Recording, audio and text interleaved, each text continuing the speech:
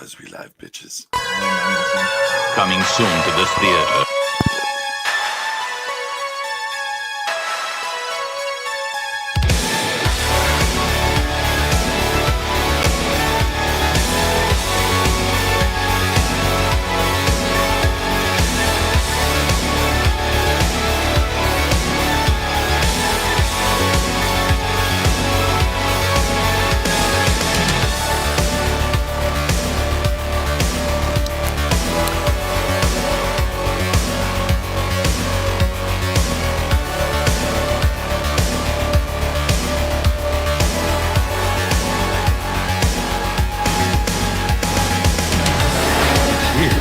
It's alive.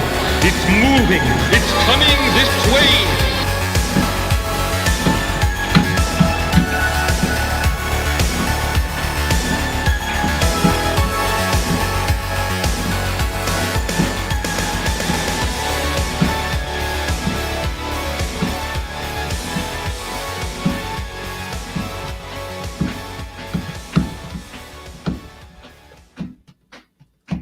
What up, everybody? It's your boy Brian, back for another episode. The music stopped. What was that? The music stopped. Well, yeah, the music stopped. That's because I'm doing headbanging. that was the dope ass intro, but the dope ass intro has ended. So now I'm doing like the proper intro. It's all these fine folks that are tuning in. Everybody hanging out in the chat. I see Sim Dog up in there. I see good stuff up in there. Hail the good stuffs. Love me the good stuffs.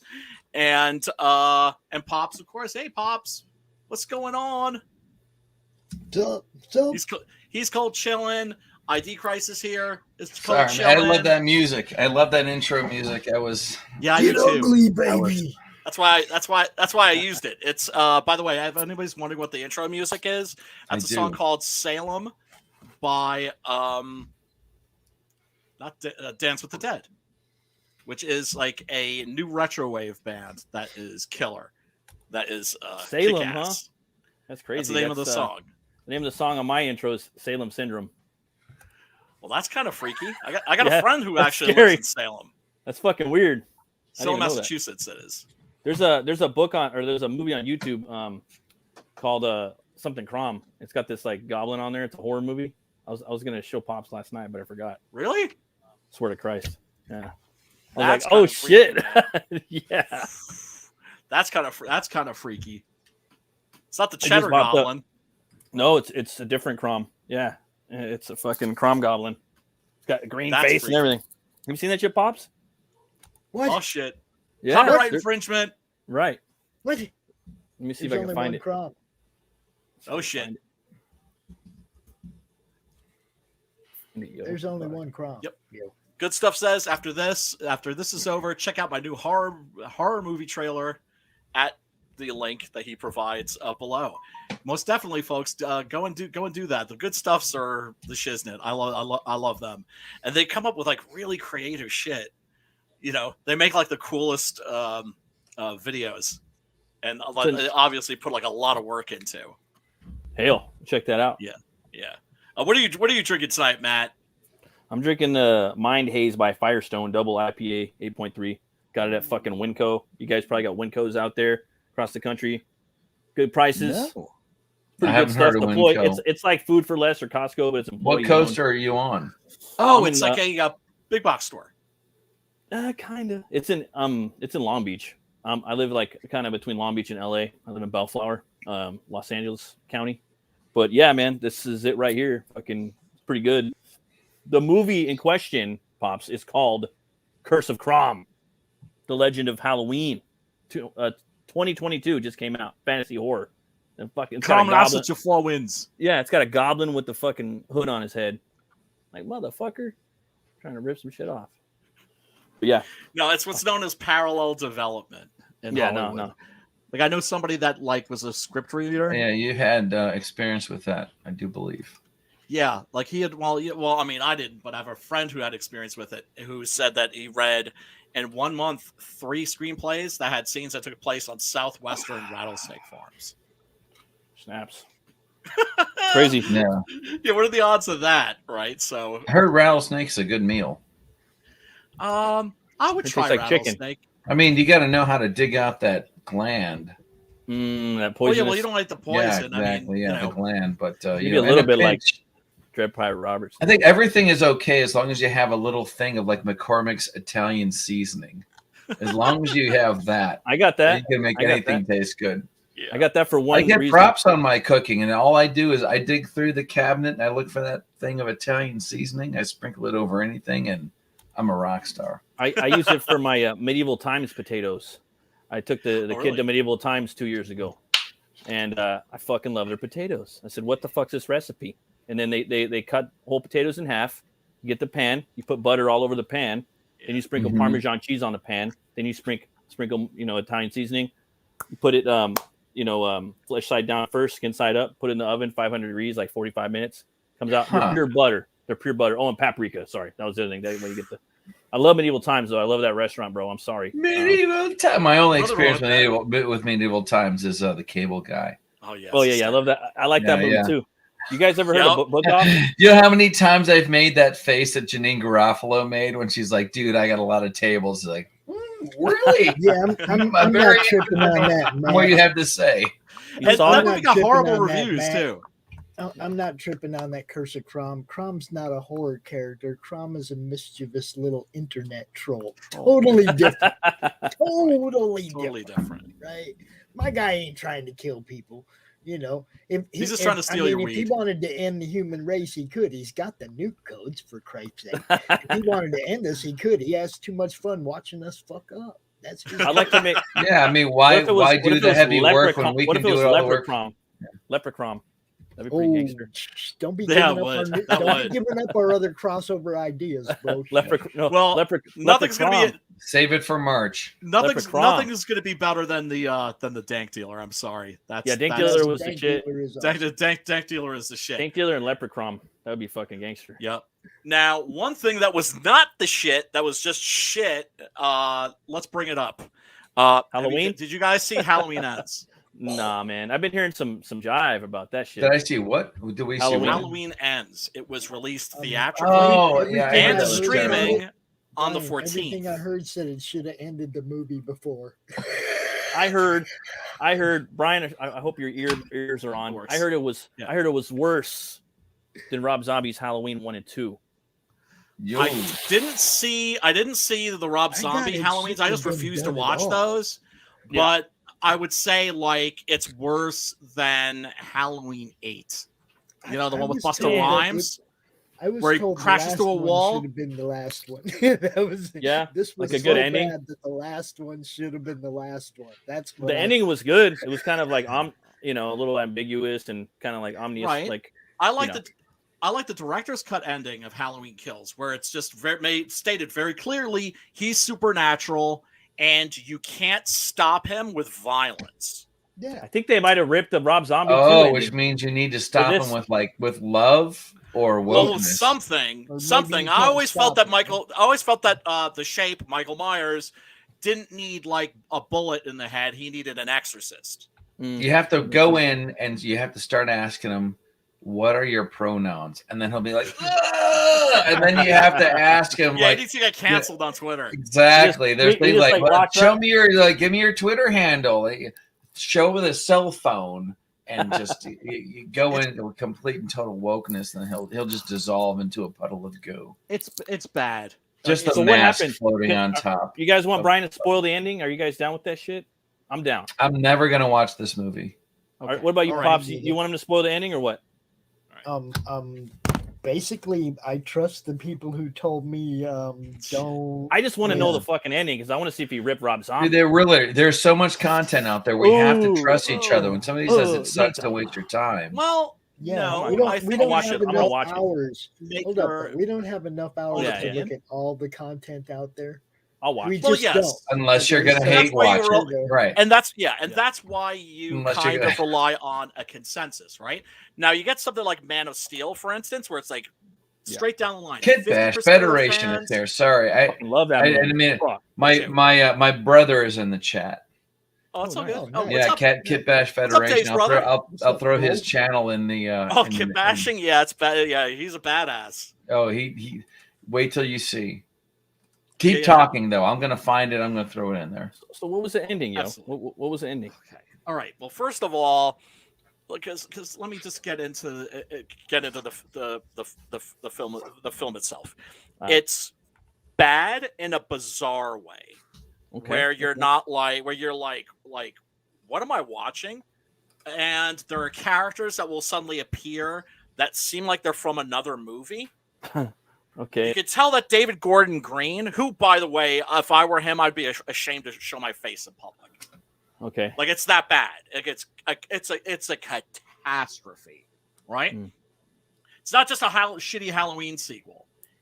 It's like it's offensive. It's like it's like a big middle finger to the fandom in many respects. Is it woke? It has a couple of moments where I'm kind of like, that's like sort of like for the woke people, but nothing overt, right?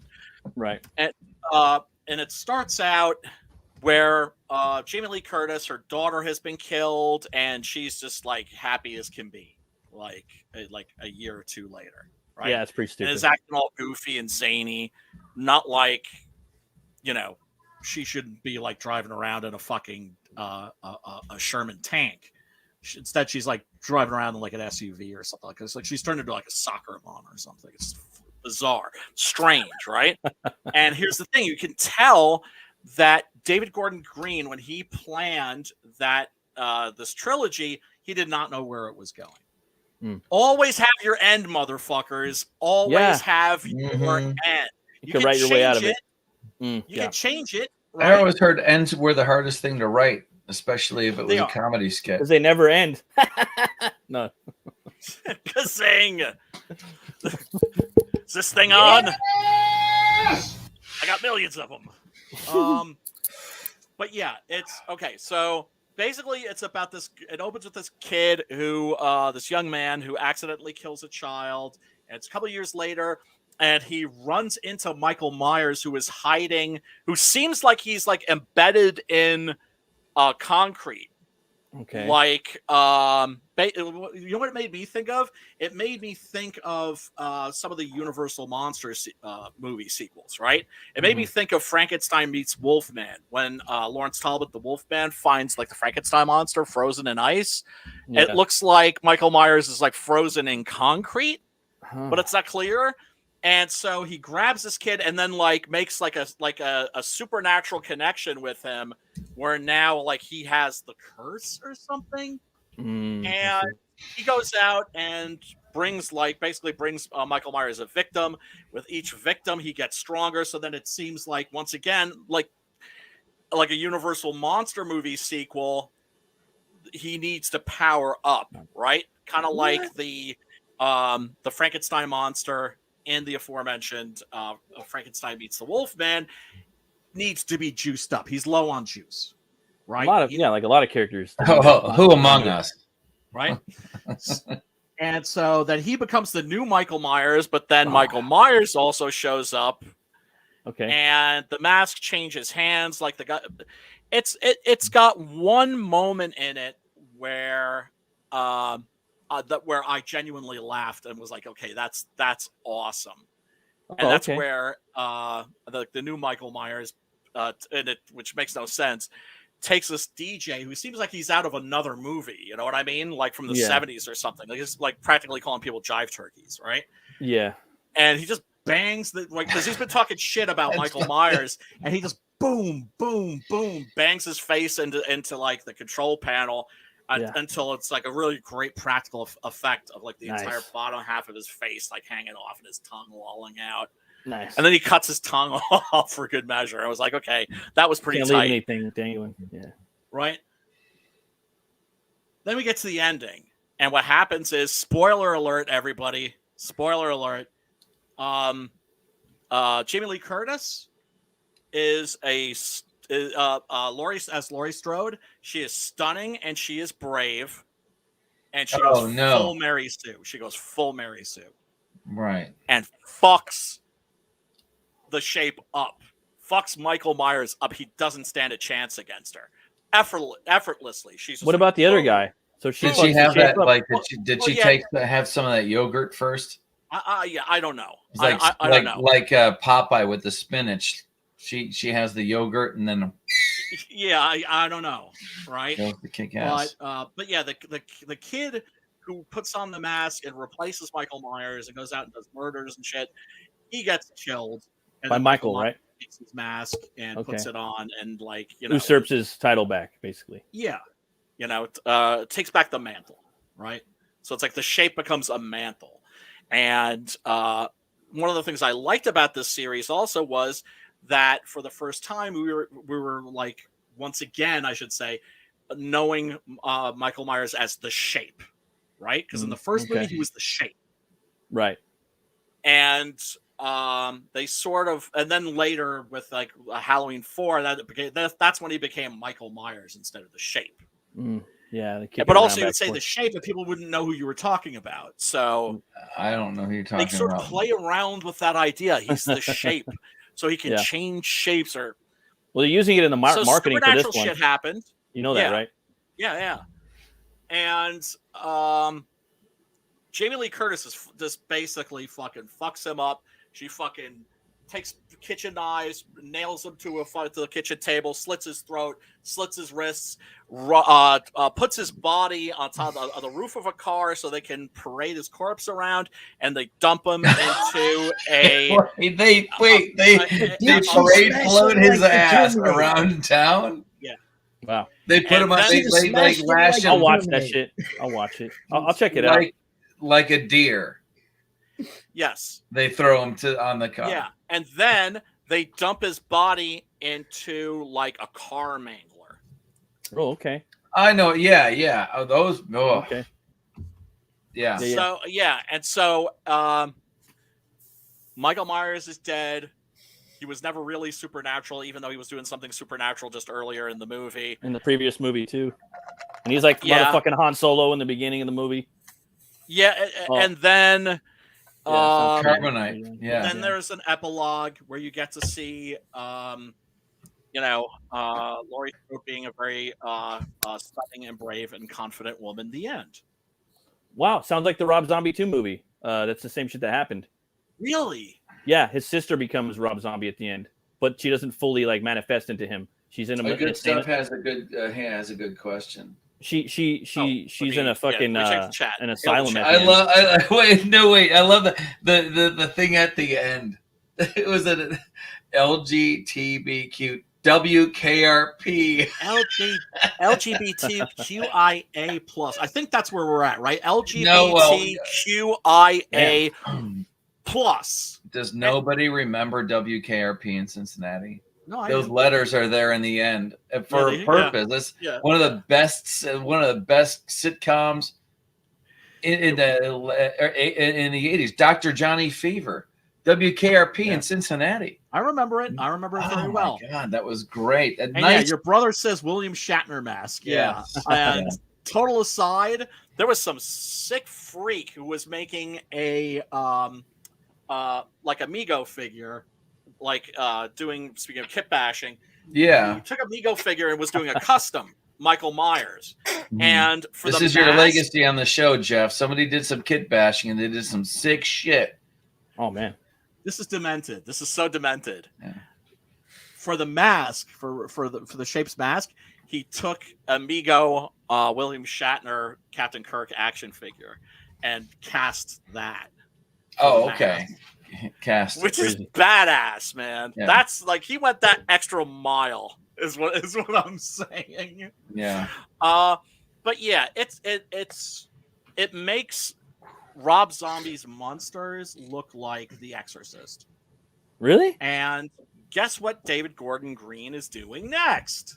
Bros 2? A remake. Yeah. I mean, your timing of that was awesome. he would be the right guy for that for sure. Bros right? 2. He's doing a remake of The Exorcist. Bros 2, Halloweeny. Oh man, that sucks, dude. Hey, but you know what? I was saying though, that Rob Zombie 2 or the Halloween 2, the first 30 minutes of Halloween 2 is a straight rip of Halloween 2, John Carpenter. So it all takes place in the fucking hospital. Right. And then it jumps into That's a remake of Halloween 2 in a sense. Yeah, so Halloween 2, Rob All Zombie is a remake of Halloween 2, but it's only the first 30 minutes, and it's a dream sequence. So Laurie Strode's dreaming all this. Oh, And man, in his what's the version, dream thing? she's very small, right? She's tiny, she's young, and Michael is 7 feet tall. He's Sabretooth. It's Sabretooth from the X-Men movies. It's Tyler Mane, the fucking wrestler. Oh, Tyler Mane, So yeah. He's a big motherfucker. You can't fuck that fool up. So it's him, but he's alive still, and he's got this big old fucking beard coming out, this big Viking beard. And he's got I know what that's he's like. got this big, and he's got the Shatner mask, but it's all ripped up. He looks pretty fucking metal. I ain't gonna hate. But the movie's kind of weird. You got Malcolm McDowell playing fucking Donald Pleasance. Ain't gonna hate on the Clockwork Orange actor either. Nice. I kind of like that a little bit. Dude. It's a different universe. But He's anyway, totally underutilized. she takes on the mantle at the end in the asylum. Like she inherits his spirit because he gets killed and it just ends. Like, you know what I mean? So it kind of like sounds like they might have taken some inspiration from that and said, let's take that idea and fucking run with it and make a whole movie about it. You know, and then Mary sue it up at the end and sew it up and sue it up. You know what I mean? Done. See you later. Bye type shit. Yeah, I think that I think David Gordon Green didn't have a clue. I don't think he knew what he was doing. What up, Sim? What up, Sim? Hey, Sam. Did you see this piece of shit we're talking about? Terrifier? Why are we talking about this? By the way, I'm just. Well, because I always want to do. How did we get on? I always want to do horror news. Always got to do the news in the get. Okay. Yeah. Before we get to the movie of the week. We're talking about the new ones? Nope. We're talking about fucking Halloween Ends. Terrifier 2 is in theaters again. It's in theaters right now. They keep extending it an extra week because it's so fucking gory. I was going in to check my email on Yahoo. People are throwing up in the theaters for Terrifier 2. They're going into Throwing up in the theater. I haven't heard about that. Barf bags. They're giving barf bags with Art the Clown on them at certain theaters. People are throwing up. People are having seizures. It's legit. You can see they're filming it. They're posting it up on fucking social media of people going or getting the ambulance called. So they're warning people about watching. That sounds. We need this in horror. We need this. Yes. Well, you know what that is? That's straight up William Castle shit. You know who William Castle was, right? Mm-mm. For those of you that don't know who William Castle was, he Dude, was the Fox Business. What? I'll throw the link in the chat. For what? I'll put it in the private chat. It's a legit story. He's not lying. Mm-hmm. Horror film Terrifier 2 causing viewers to. Is that me? It sounds like bullshit to me. It sounds like a publicity. No, like stunt. what is Maybe that they're noise? Hiring actors. I don't know. That first Terrifier is pretty good. I can see I'm sorry. The gore is pretty good. I mean, the gore is off the chain. If they take it up a notch, and then I was watching a stream the other day where someone's like, "Man, you can't make a fucking movie unless $1 million." I'm like, I was talking to my wife right now before the stream. I'm like, the fucking Terrifier and Terrifier was like $100,000. Fucking scary badass slasher movie. Awesome. I don't know Terrifier 2. Hollywood. Terrifier 2 made it cost $200,000 to make it, and now they just made like $2 million on it. It's got fucking Chris Jericho in it too, by the way. Does it really? Wow, really? Yeah, Well, he calls his character called Painkiller. It looks like they're at a con or at a horror con or a horror party. See, now that's using weapons and shit. But every time, like it's not the first one, but every time a horror movie. Painkiller is actually one of his wrestling personas too. Why do I keep now? I was watching this. Sim was making a point. I just said what I had to say. Yeah. And there's All Hallows Eve. I see the same character in the. It is. In the it is. That's it is the same character. It's not the same actor though. No, they hired this new actor for. This new actor's way better. I mean, the other guy was solid, but this guy's born to play this. He was an unknown. He actually played the Joker in a fan film. He looks like him a lot too. I forgot his name. Is that not the fan film that what's his face made that did Hunter Prey? Did he do that? Was he that Joker? I'm not sure. I'd have to go back. I seen him on International Movie Database yesterday, but I just wanted to check out who the guy was because before we get into Terrifier, I thought he did such a fucking good job in that movie. Like he was so good. Because I told you, I've said it before. I watched this movie like maybe 3 to 5 years ago and fell asleep. And I woke up with the girl getting cut in half. I was like, oh shit, and I passed the fuck out again. So I went back and watched the whole movie. But anyways.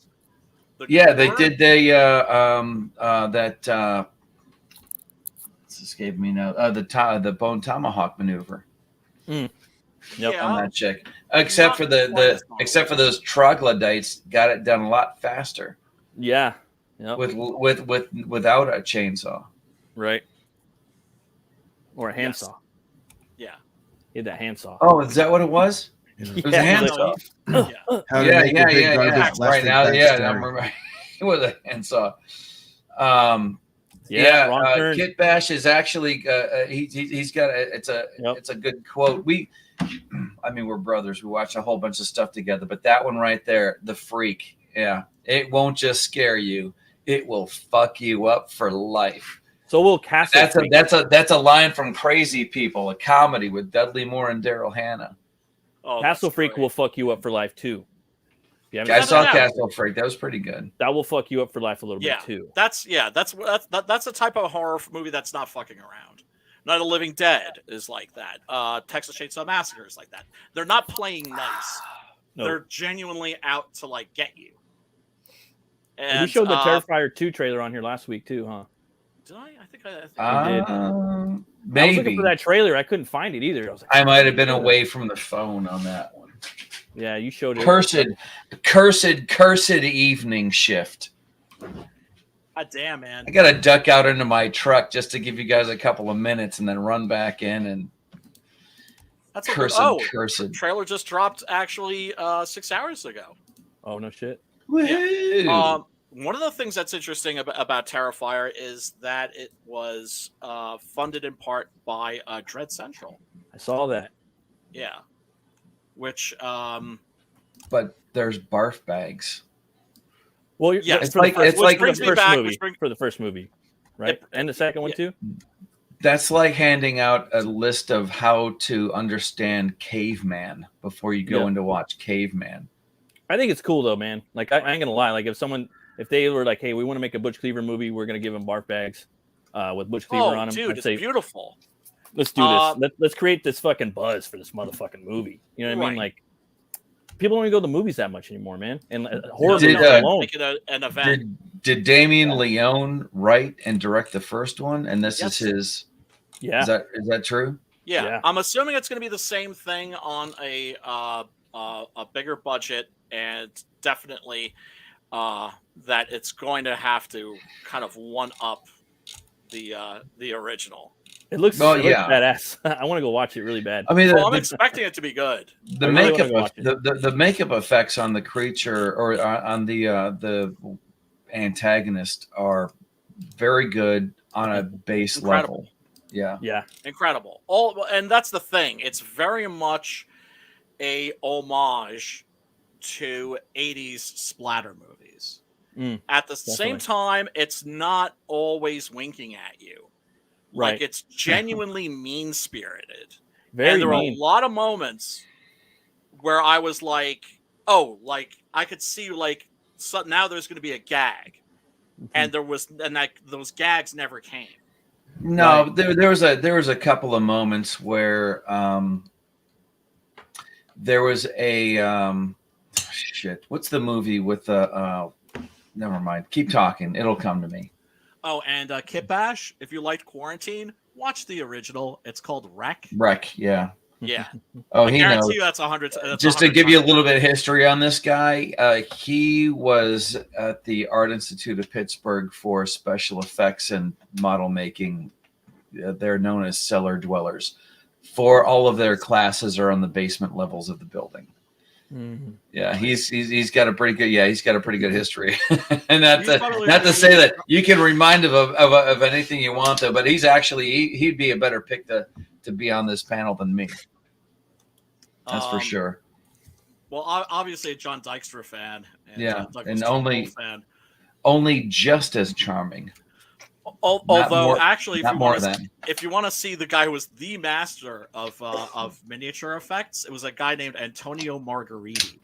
There's like a movie in which he blows up a 747, and just like, oh my god, they blew up a 747 for this. Like, wait a second, this is like a really cheap. It's hard to get that small stuff to look right. Yeah. Well, and then he also in one film did an entire car chase with miniatures. And it's amazing. You got to see that shit. Actually, he did that in 2 movies that I could think of. Budget friendly. Yeah. But anyway, William Castle, who was born William Schloss, which in German means castle, was a movie director and producer who would always release his movies with some kind of a gimmick. The most famous one being The Tingler, right? There's a part in that movie where the Tingler, which is supposed to be a part of your spine that comes alive and turns into like a lobster-like thing, right? It's called and it will like, if you're really scared, if you're about to be scared to death, like, don't ask me the plot of the Tingler, but anyway, because none of it makes any damn sense.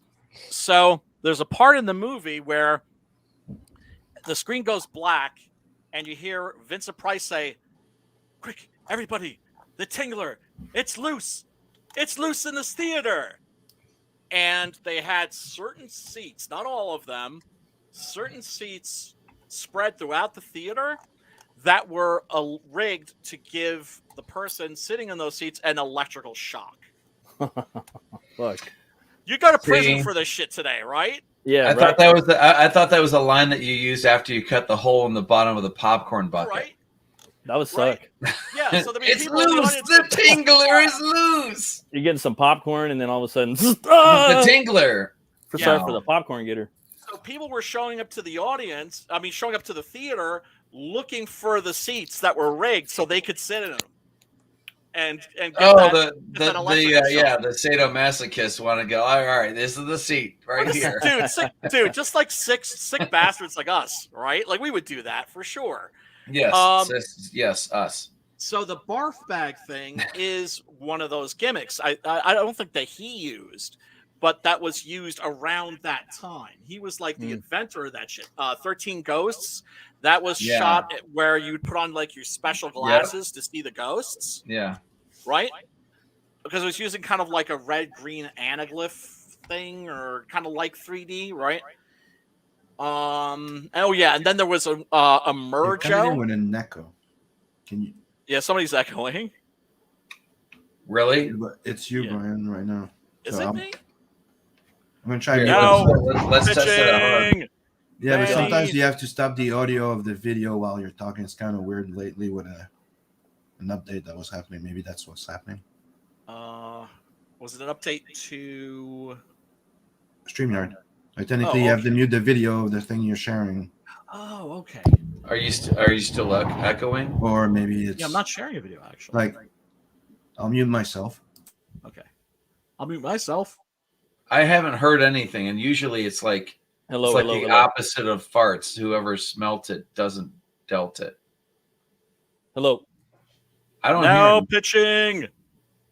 Manny, Mona. It's gone now? Hello. Sounds like it's gone. I don't hear it yet. Yeah, isn't this a professional stream, folks? Yeah. Thanks for tuning in. I think by professional the way. stream. We do appreciate you. Smash that like button. Smash the subscribe and ring a ding dong. Professional stream is an oxymoron.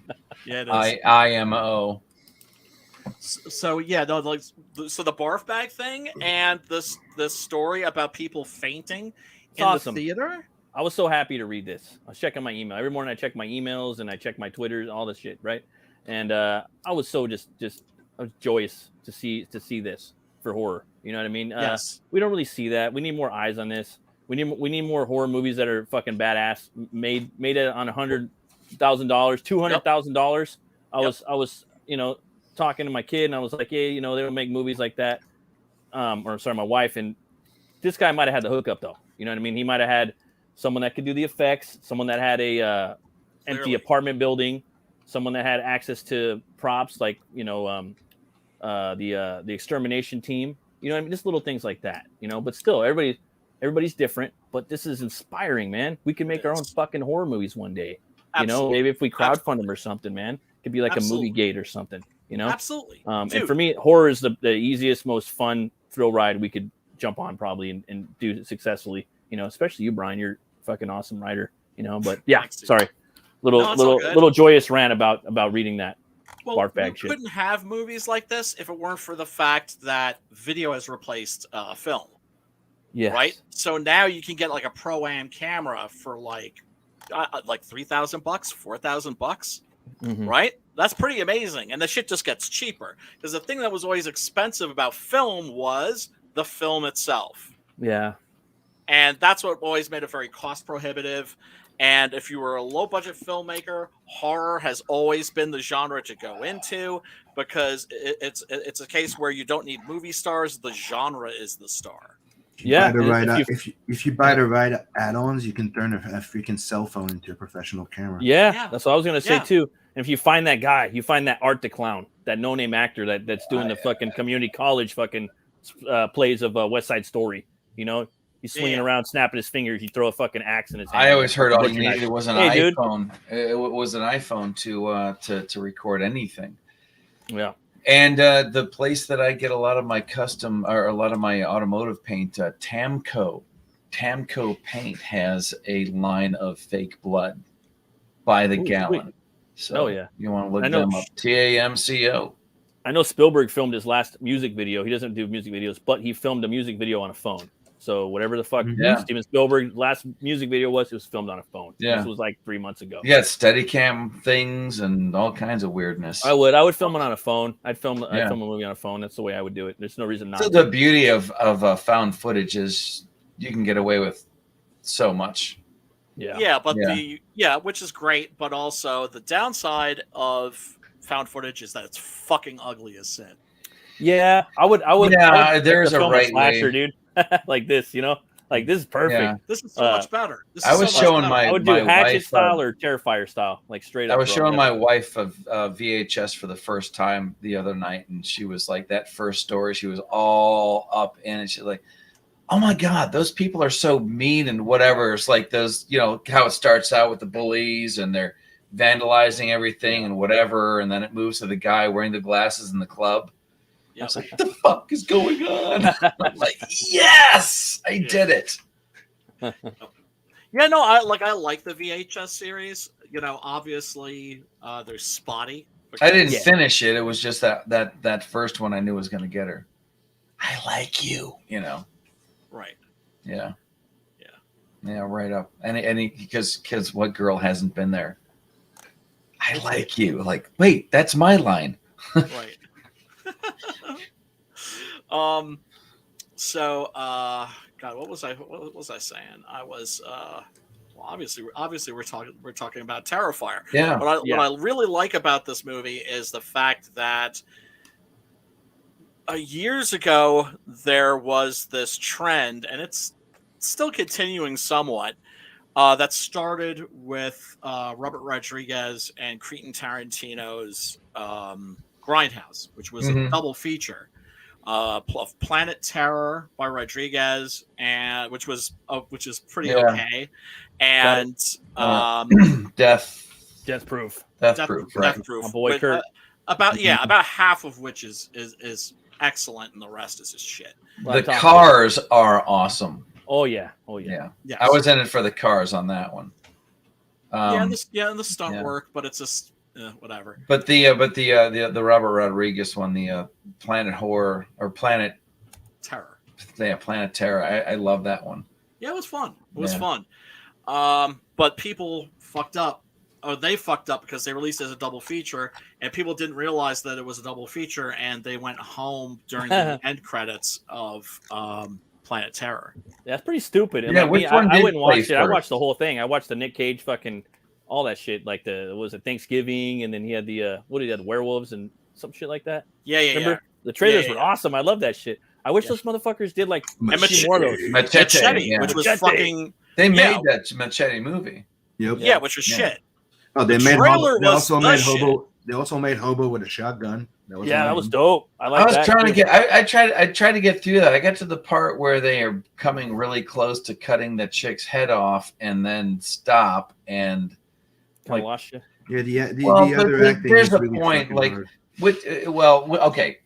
with horror movies, it's this: either people can heal from anything, or bodies are very fragile. Which one is it?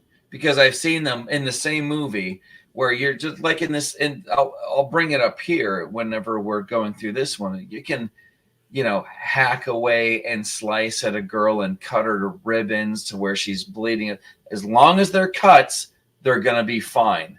Like John McClane running across a floor of glass. Yeah. And it looks so bad when he's picking the glass out of his feet. Yeah, But so as good. long as he's not dead, he'll be okay.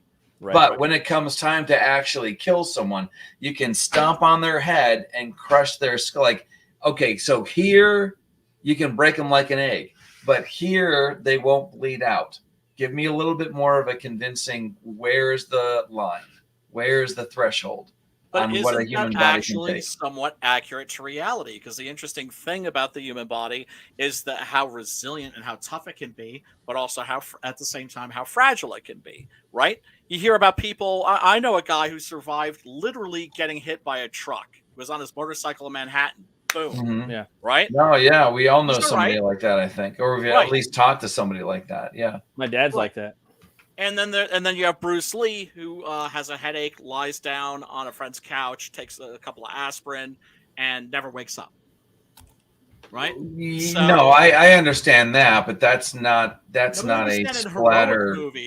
in heroic movies, heroes can take way more punishment because they're heroes. Like in Predator, he's like shooting the lasers at him. He's like, "Screw you!" and it's shooting him at him. He's like, "I'm here, kill me." Yeah, but That's it's what- like the yeah. James Bond effect. The guy's lucky, and he makes the decision. He's lucky. He gets it, like the jump or something. Otherwise, there would be no James Bond movie because he'd Yeah, be dead. it's pulp shit. Yeah. Yeah, but that's that's where that's the rule that's there. The stretch. And like you So it's said, the, usually the- in horror movies, the survivor, like the hero, usually can put up with more and the adrenaline. more The damage, more hurt, more unspoken, kills than other unseen people. thing, It's the, the same reason why a lot of people like Wolverine or Punisher. The guys that can take a licking and keep on ticking. It's the guy that Fuck will yeah, always brother. get back the fuck up Yep. and go, you know what? Mwah. I got Yeah. another one in it. Come on. Yeah.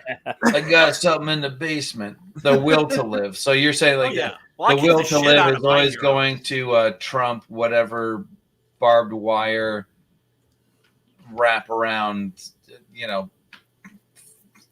There's no amount of cuts that you can do to someone that's going to kill them. It's just the foot on the skull that's going to do it. You never know. Shadowhawk says Rosario Dawson is always good for me. Yeah, me too, buddy.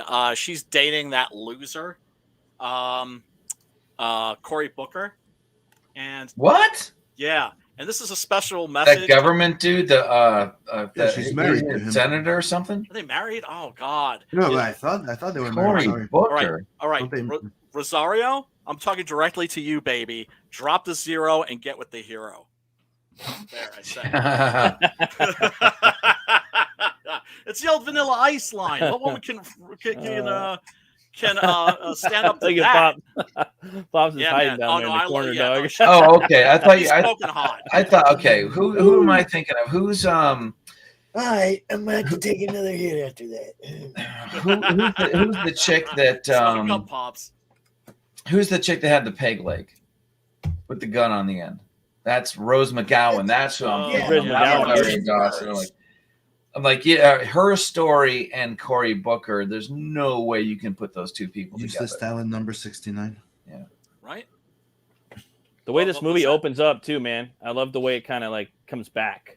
Like Oh, you're yeah, watching Full Sally circle, Jesse yeah, or yeah. Raphael or no Barbara Walworth. I mean, And Barbara Wah, wah, wah. yeah, Yeah. and One of the things that I liked about it is that it shows the guy very smart at storytelling and pacing, and I like the Yes, fact that he put yes. through that goddamn garbage bag the all goddamn garbage along bag. the goddamn movies. Like Exactly. I make jokes about it. It's like the clown is fucked up, but they succeeded into making it's like the paper bag from that other movie that was lying in the air, like the Mhm. plastic bag.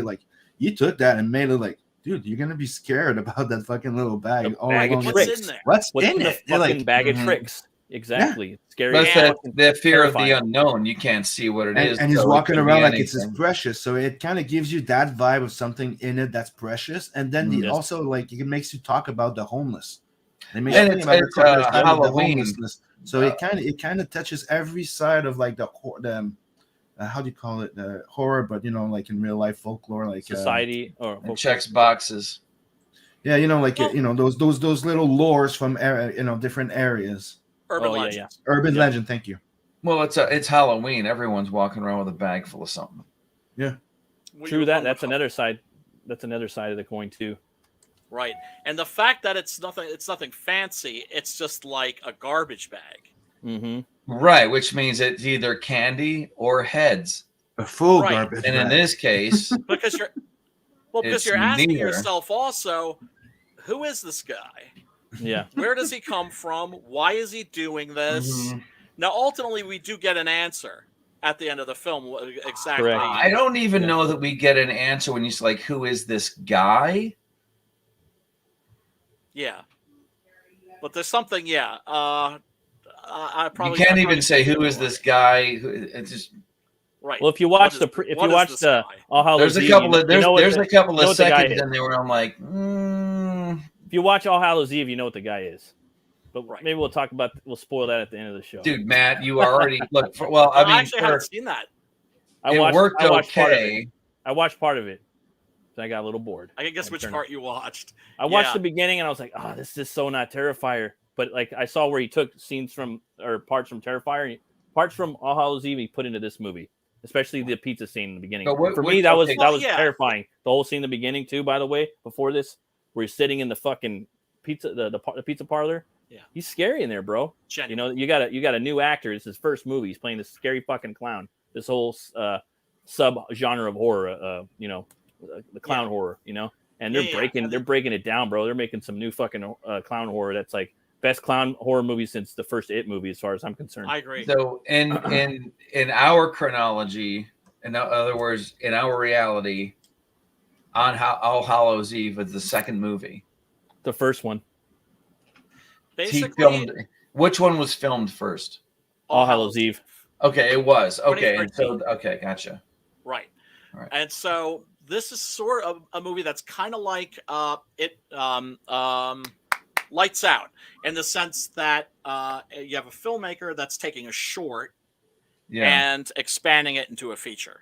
Don't you love that? That's so good. Yeah, I guess great. it's that story, dude, for the indies, you know? Yeah, but Yeah, man.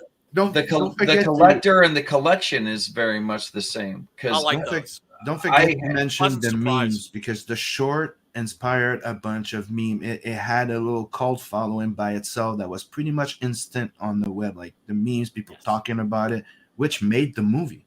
Yep. It's one of the things that it's the new type of like pop culture that you can pick up. Like it's one of the things that horror, it's still available. It's why before it used to thrive, because it used to be very cost effective, but there was a lot of hit and miss, right? Yep. Oh yeah. So a lot before of horror garbage. movie was just his own little Same thing, and now it Yeah. has become like too much mainstream. That right now it's like Deadpool when he came in. Yeah. No, the first freaking Deadpool. It's not durable. Well, Right. Yep. And now this you know, guy's what happens huge with now, the dude. fan? They leaked a little short. Yep. Boom, and then everybody wanted a goddamn movie. That guy did something very freaking smart. The short was really freaking yeah. good, and then hey, people wanted a movie, so it's He easy had to after that kinda to just know go, what he oh, wait, I'm had, taking though. the risk. Yeah. Not necessarily, because I said with a the lot of Deadpool people- short, did you get that feeling? Well, I think because I remember seeing the short a long time ago, and I haven't seen the entire movie.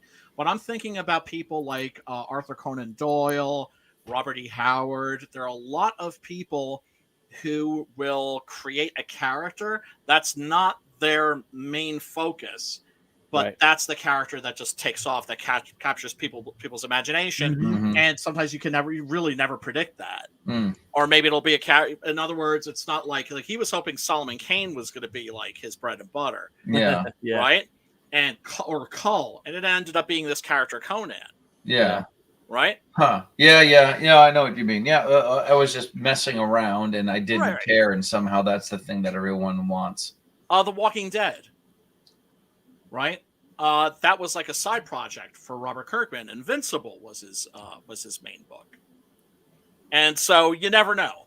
Almost like you just make what you make, and sometimes the shit you don't even try hard on, people will fucking, that's like your something you love, but it's just like you Yeah. in a way that you're not putting much effort or investing into. It just picks up because it's That's so raw. funny. So sometimes you just have to throw paint and someone will say, that's the one I want to spend $450,000 on. Well, This is it right here. That's Versus scary the at the thing that beginning you right there. actually want to do. But technically, That you right have there. to treat them all like they are, and you hope Yeah. one sticks. Correct. Yeah. Right. I mean, that's my plan. Because don't Yeah, but forget, there's usually something about when it- the one sticks, they like to go back, and sometimes after some years, some of those older movies that weren't as appreciated, because it always happens right now, are becoming like the gem. Yep. Yeah. Like the Exorcist thing. 3 is But there's happening. like something about the not caring part where That's what I'm saying. Yeah. Mm-hmm. where the rawness it of feels you- more of you. like playtime, and somehow that gets translated through the work into the reader, and they're just happier with it because that The rawness of you, basically. yeah, that you're not paying attention basically, to, yeah. that you love. Yeah, and yeah, they pick up yeah. on it somehow or some time. Fuck, he's scary, dude. The little dot on the nose, man. It's not even the dot on the nose; it's Creepy the as fuck. cheekbones and the nose. Oh, it's yeah. The, And the teeth, Everything, the teeth, the blood on the teeth, it's all scary. But the dot on the nose, I'm just saying. the little But tiny hat. you have to have the dot though when you're drawing. I'm sorry, that's like the drawing part of my brain. But the thing is, he's just so fucking scary, and then he shifts back to like, I'm just staring at you deadpan. You know what I mean? Just fucking evil. I'm gonna cut you, like hurt you, bitch. You know what I mean? And then the blonde fucking valley girl. Oh, let me take a selfie with him. And she like jumps on his fucking lap, does a little selfie. That's a deadpan right there. yeah. I'm just staring at her, dude. And I'm like for me, like this is probably the scariest part of the movie in some ways. It is. But also the Ed Gein part was pretty fucking scary too, dude. Like, cause I didn't that's see that really part. creepy. I was like, whoa! Last night, I was like, this is fucking scary. It's I scary, dude. wonder if you were to No, talk to no. the person who was playing this part, if they didn't listen at some point and heard, is it Roddy McDowell from Planet of the Apes? When they were talking about like the actors that were in the Planet of the Apes were like the makeup was stiff. You had to over exaggerate your facial expressions. Definitely. I got a lot of that from this because Yes. there is a pretty decent amount of application on there. Yep, and you can see. And him I'm flying sure it. it's different material now than Yeah, it was then. Maybe not as stiff. The guy that's the guy that used to play like I think the Joker for the Bat in the Sun thing for a while. Yeah, he's And done he, some Batman films. and he used to do some Ace Ventura, The Mask. So he's one of He looks like Ace he's Ventura. one of those guys. Like we have one here too that does that in Montreal, and they Jim go Carrey worldwide too. And they're like Jim Carrey-ish type of like rubber mask, rubber So face cool. of acting. Yeah. That was like Or Jim like Carrey's one of mimes, his first movies. Yes, right? That's part of this character too is the miming. You know? look at Yeah. like for instance, And everyone hates a mime. Everybody hates mimes, or at least we're all supposed to hate but mimes. to a point where it's like boring. But it's also and it's also plays the porcelain doll because there was porcelain dolls of that shit. So it plays with all that little weird, Mm-hmm. Clown show freakery. Mm-hmm. right. And why are clowns scary in the first place? Well, when they come Because after then you got with stick an of ad, madness. And I like the He's fact that terrifying, he's a classic one of those little dolls that you used to have with a porcelain head clown. Right. That was like the mime clown. Like I've seen those. My grandma had one, and that's what it's fun about it. You know? And the makeup too, and even in the clothes. Well, that is kind of. that's when a you French think style, about it, the isn't way it? this guy did his makeup, it's literally the photo negative of blackface. Yep. Yes, we're gonna move right past that. Oh, look at that. She's cute, man. She's a good looking girl too. I Yeah, was very she upset is. to find out her fate.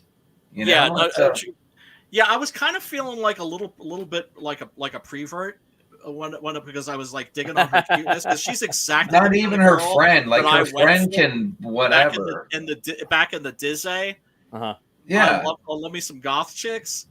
But then I'm like, yeah, dude, like you're gonna be probably in your 80s. You're still gonna find like 20-year-old chicks hot. Just deal with it.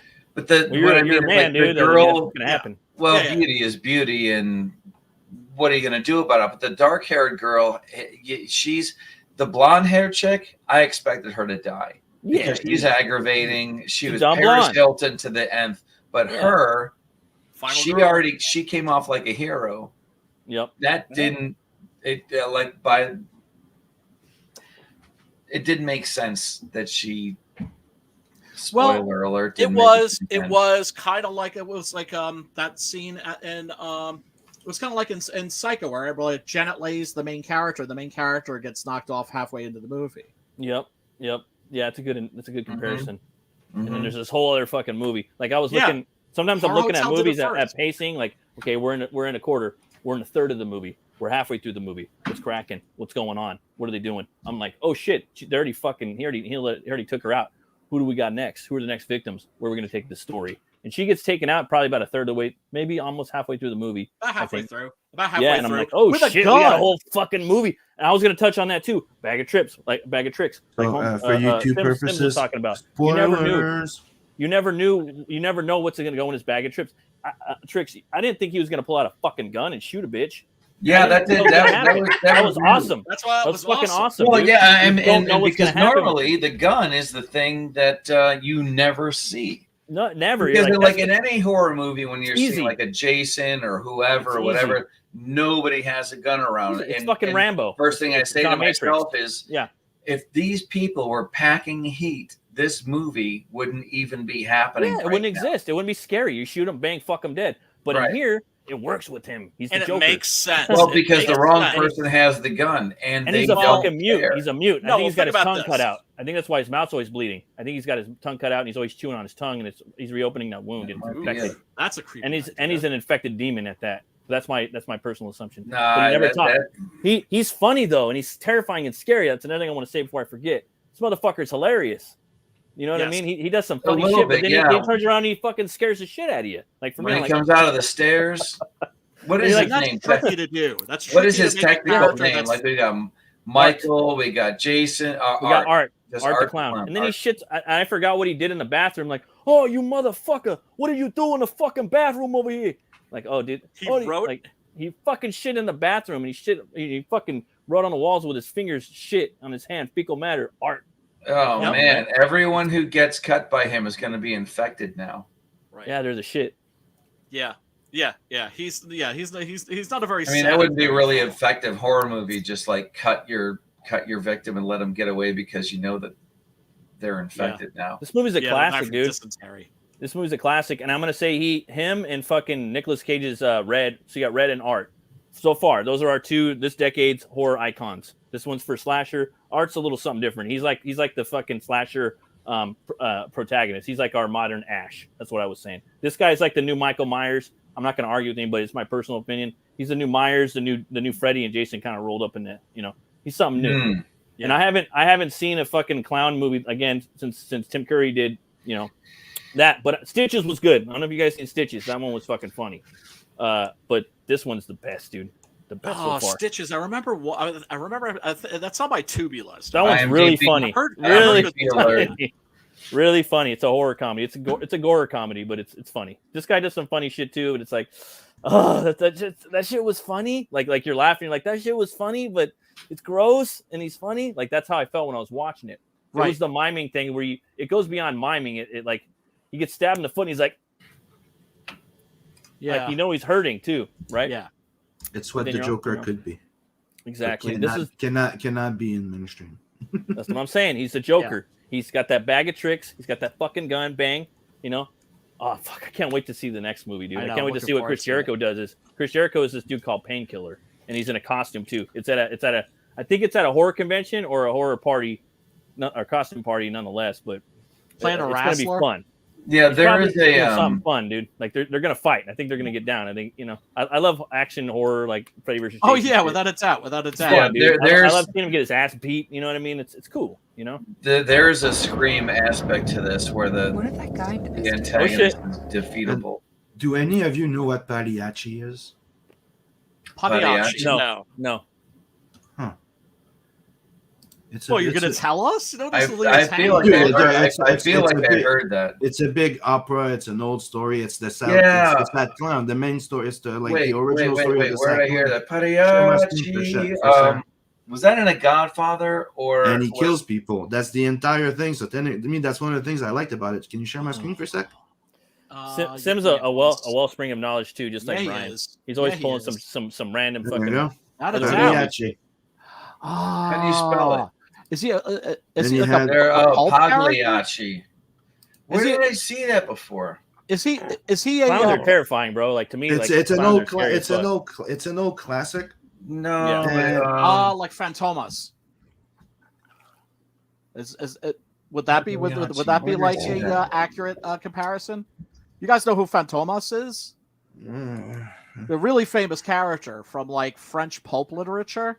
There are like movies. Jean Marais played him, the guy from the original Jean Cocteau, Beauty and the Beast.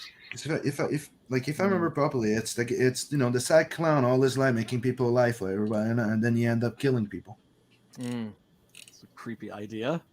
It's a creepy idea. So there have been. So this is a character. I guess it's why when people were watching the movie The Joker, that's Pagliacci.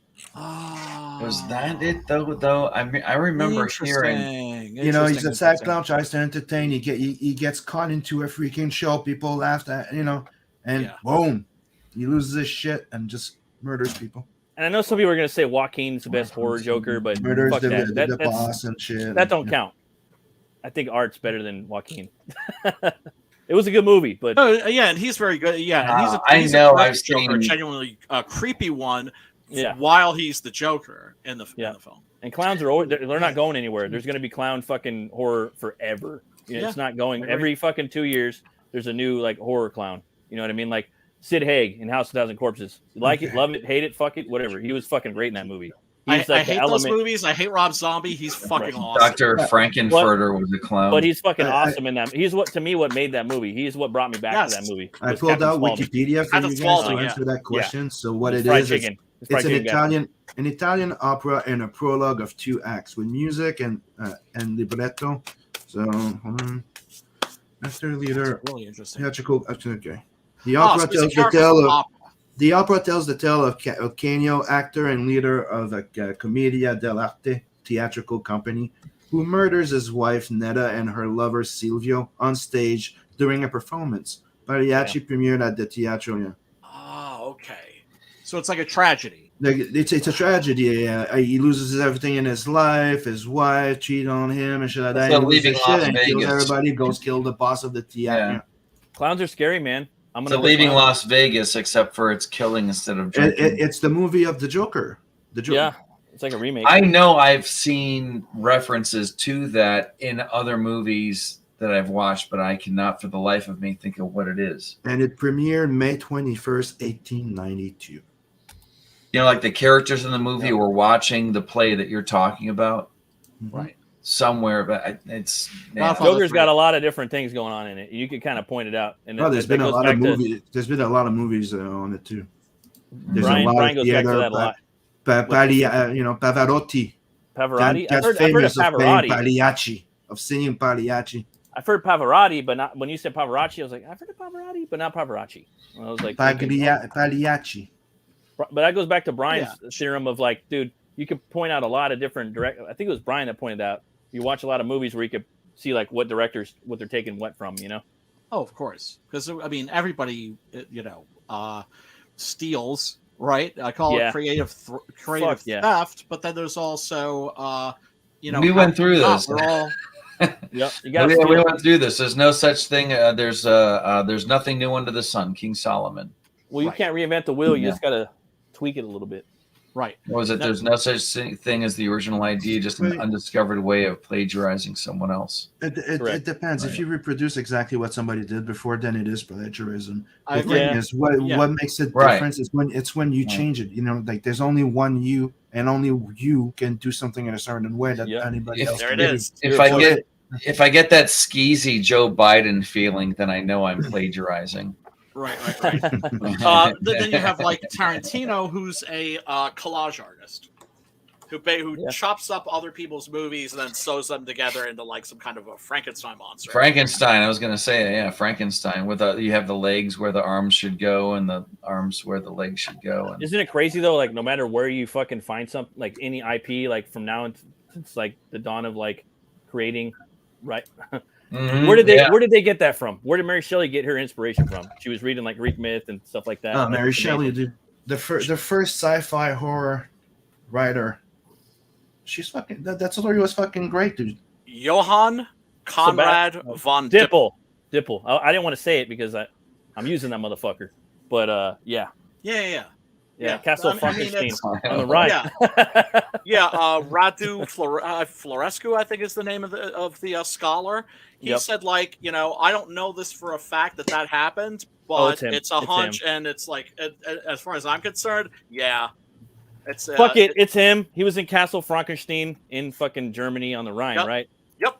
Yep. All right, take my Wow. shit, guys. No one did it. I don't know. Marvel did it fucking 40 years ago. All I know is Take my I'm not shit. going to feel I'm not going to feel at all fulfilled by the time the end of the stream comes around until Matt refers to me as that motherfucker, because he seems to have a great amount of affection for those who he refers to as that motherfucker.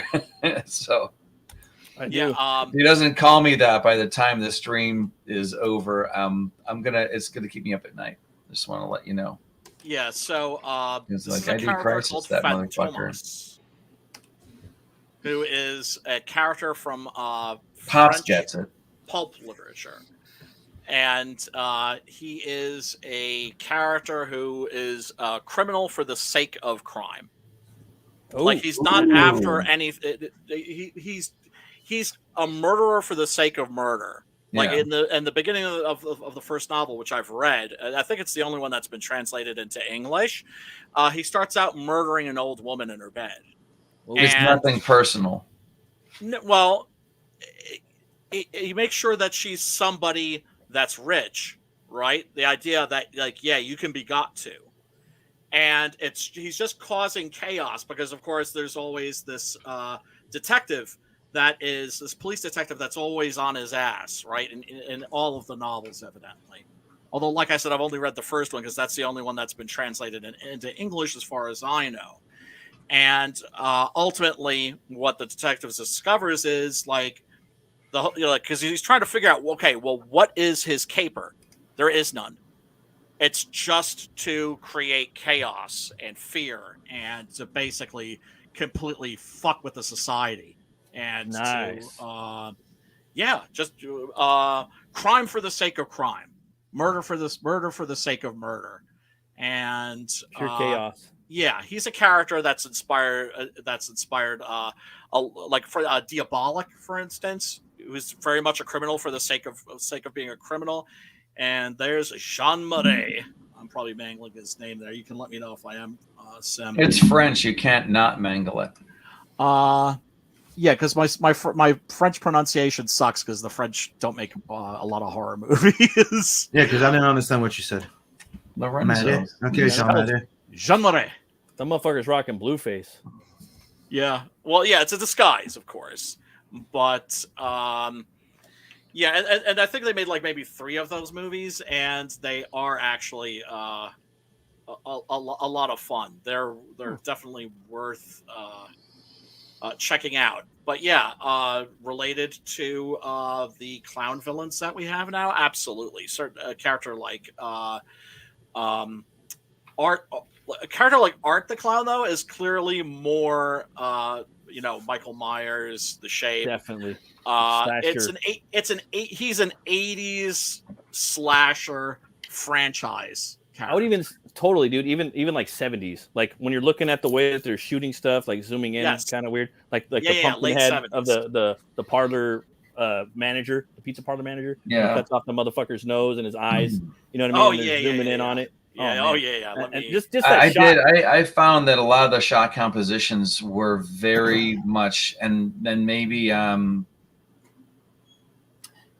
they were very comic booky. They were very of course everything's in a rectangle, but they were very straightforward as a comic book might have been. Comic book panel would. Yeah.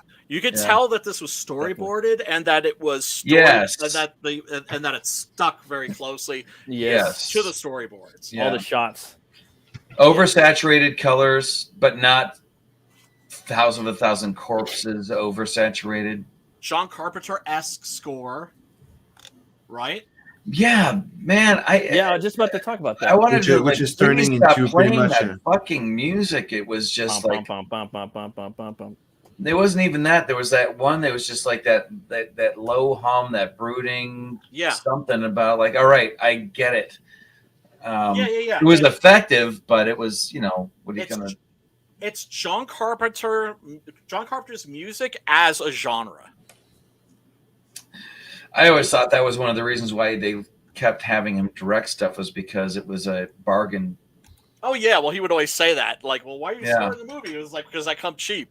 Yeah, especially if it's the thing. And he considers himself now. If you guys haven't, if you haven't read the John Carpenter interview that he did with the Onion, you got to read that shit. The just recently, yes.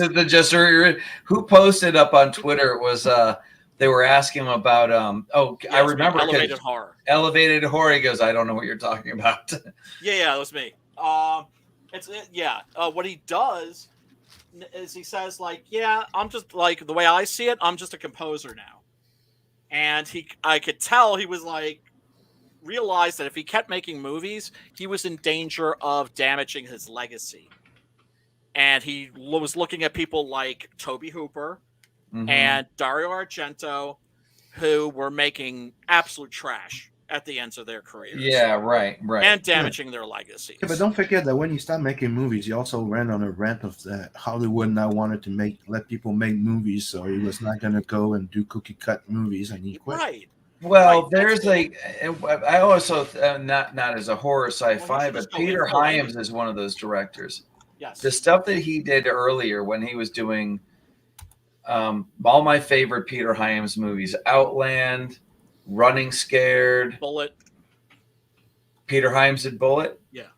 Yeah, right. And then, but there was always killer with the chases. His chase scenes were always the shit. Right, and he did a lot of great stuff early on, but like later on, like I was not a fan of The Relic. I was not. Or the Presidio. The Presidio wasn't terrible. Yeah, but it's not a good Peter Hyams movie. It looked like a Peter Hyams movie, but it didn't move like one. It was weird. Like, I don't know. It was like one of the, but he's what, like, to your point, one of those directors where like, I remember loving this group of Peter Hyams movies. Yes. And then there's these movies that I did not know were directed by Peter Hyams because they didn't look like it. They didn't feel like it. Right, exactly. When I like, oh, he directed that. That's what happens. You go through their IMDb page and you're like, oh, I didn't know he directed that. Why? Because I didn't watch it. Why? Right. The Star Chamber. That's the other one. That's one of my absolute favorites. To chase things. That's a really good one. Yeah. In a freaking parking garage. Yes. But you don't like The Relic? Are you talking about that movie about the museum? The monster it has its like an animated GIF. Yeah, it has its charms. There's things to like about it. Exactly. You guys read the book? But as a complete package, you know. I mean, like, honestly, like the Star Chamber was so good that there are aspects of that movie that have found their way into my book. You know what I mean? Like that's where you really know that it was good. Like that whole. Well, that's kind of like almost like the Parallax View, you know. Although the Parallax View is a way better movie. That's a fucking classic right there. But yeah, no, I like the Star Chamber too. Now his son, John Hyams, is one of the great hopes for horror in the future. He did one of the best horror movies of the last decade, which is Universal Soldier: Day of Reckoning. That movie's the shit. That movie's the shit. Because Peter Hyams did a Universal Soldier, didn't he? Yeah, it is. Yes. Okay. Yeah, he and his father actually did. I think a Universal Soldier. Was it 1 or 2 movies before that? And then he did Day of Reckoning, and that's basically the same plot as a movie called Upgrade, which came out later. Oh, Upgrade! I haven't seen that yet. It's Scott good, Adkins fucking slays it. But it's not as good. Scott Adkins is an underrated talent. Oh, he's fucking my God, Batman. He should be Batman for sure. He's Bruce the fuck Wayne. He's fucking Yes. awesome. I follow him on Twitter. I've been retweeting that motherfucker like hell yeah. You know what I love about that guy? You know what I genuinely became like a real fan of his? During the lockdown, he was doing live stream interviews with martial arts movie stars. He's so good. And what was great about those interviews was that you would see this guy turn into like a kid, right? And talk about these movies like, oh, I love that scene, or like he was so enthusiastic. Yeah, and it's great seeing somebody that's a professional in their field and like pretty strong in their field, just turning in, just geeking out. Yeah, and he would like geek well, out. yeah. I mean, because the audience feels that. And the same way that it's like probably one of the things that was what makes Conan popular is because it's just play. Right. It's not that serious thing that I'm trying to do and turning it into work, because now it's work to me. So now it's going to feel like work to somebody else. And where Conan was just play. So Accident Anyways, Man, whatever. That's absolutely. Accident Man is his new franchise. It's got Ray Stevenson that played the Punisher in the movie War. Oh, Ray Stevenson. So he's got 2 movies with Ray Stevenson. The second one's playing in select theaters. Hopefully, it hits one of our streaming services. I fucking love Scott Adkins. I loved him in Polka. I've based characters on that guy. Like like when I create comics, like that's the guy. My favorite Ray Stevenson character is still Polka from Undefeated 2. King Arthur. Yeah. Oh. I still haven't watched those. In 2004, the one was the black director did the Replacement Killers, Training Day. Fuqua. He's Antoine Fuqua, one of my favorites. You mean Ray Stevenson? Ray Stevenson was in that King Arthur with Antoine Fuqua. Clive Owen, who should have been a 007. Hello. You did the Punisher too.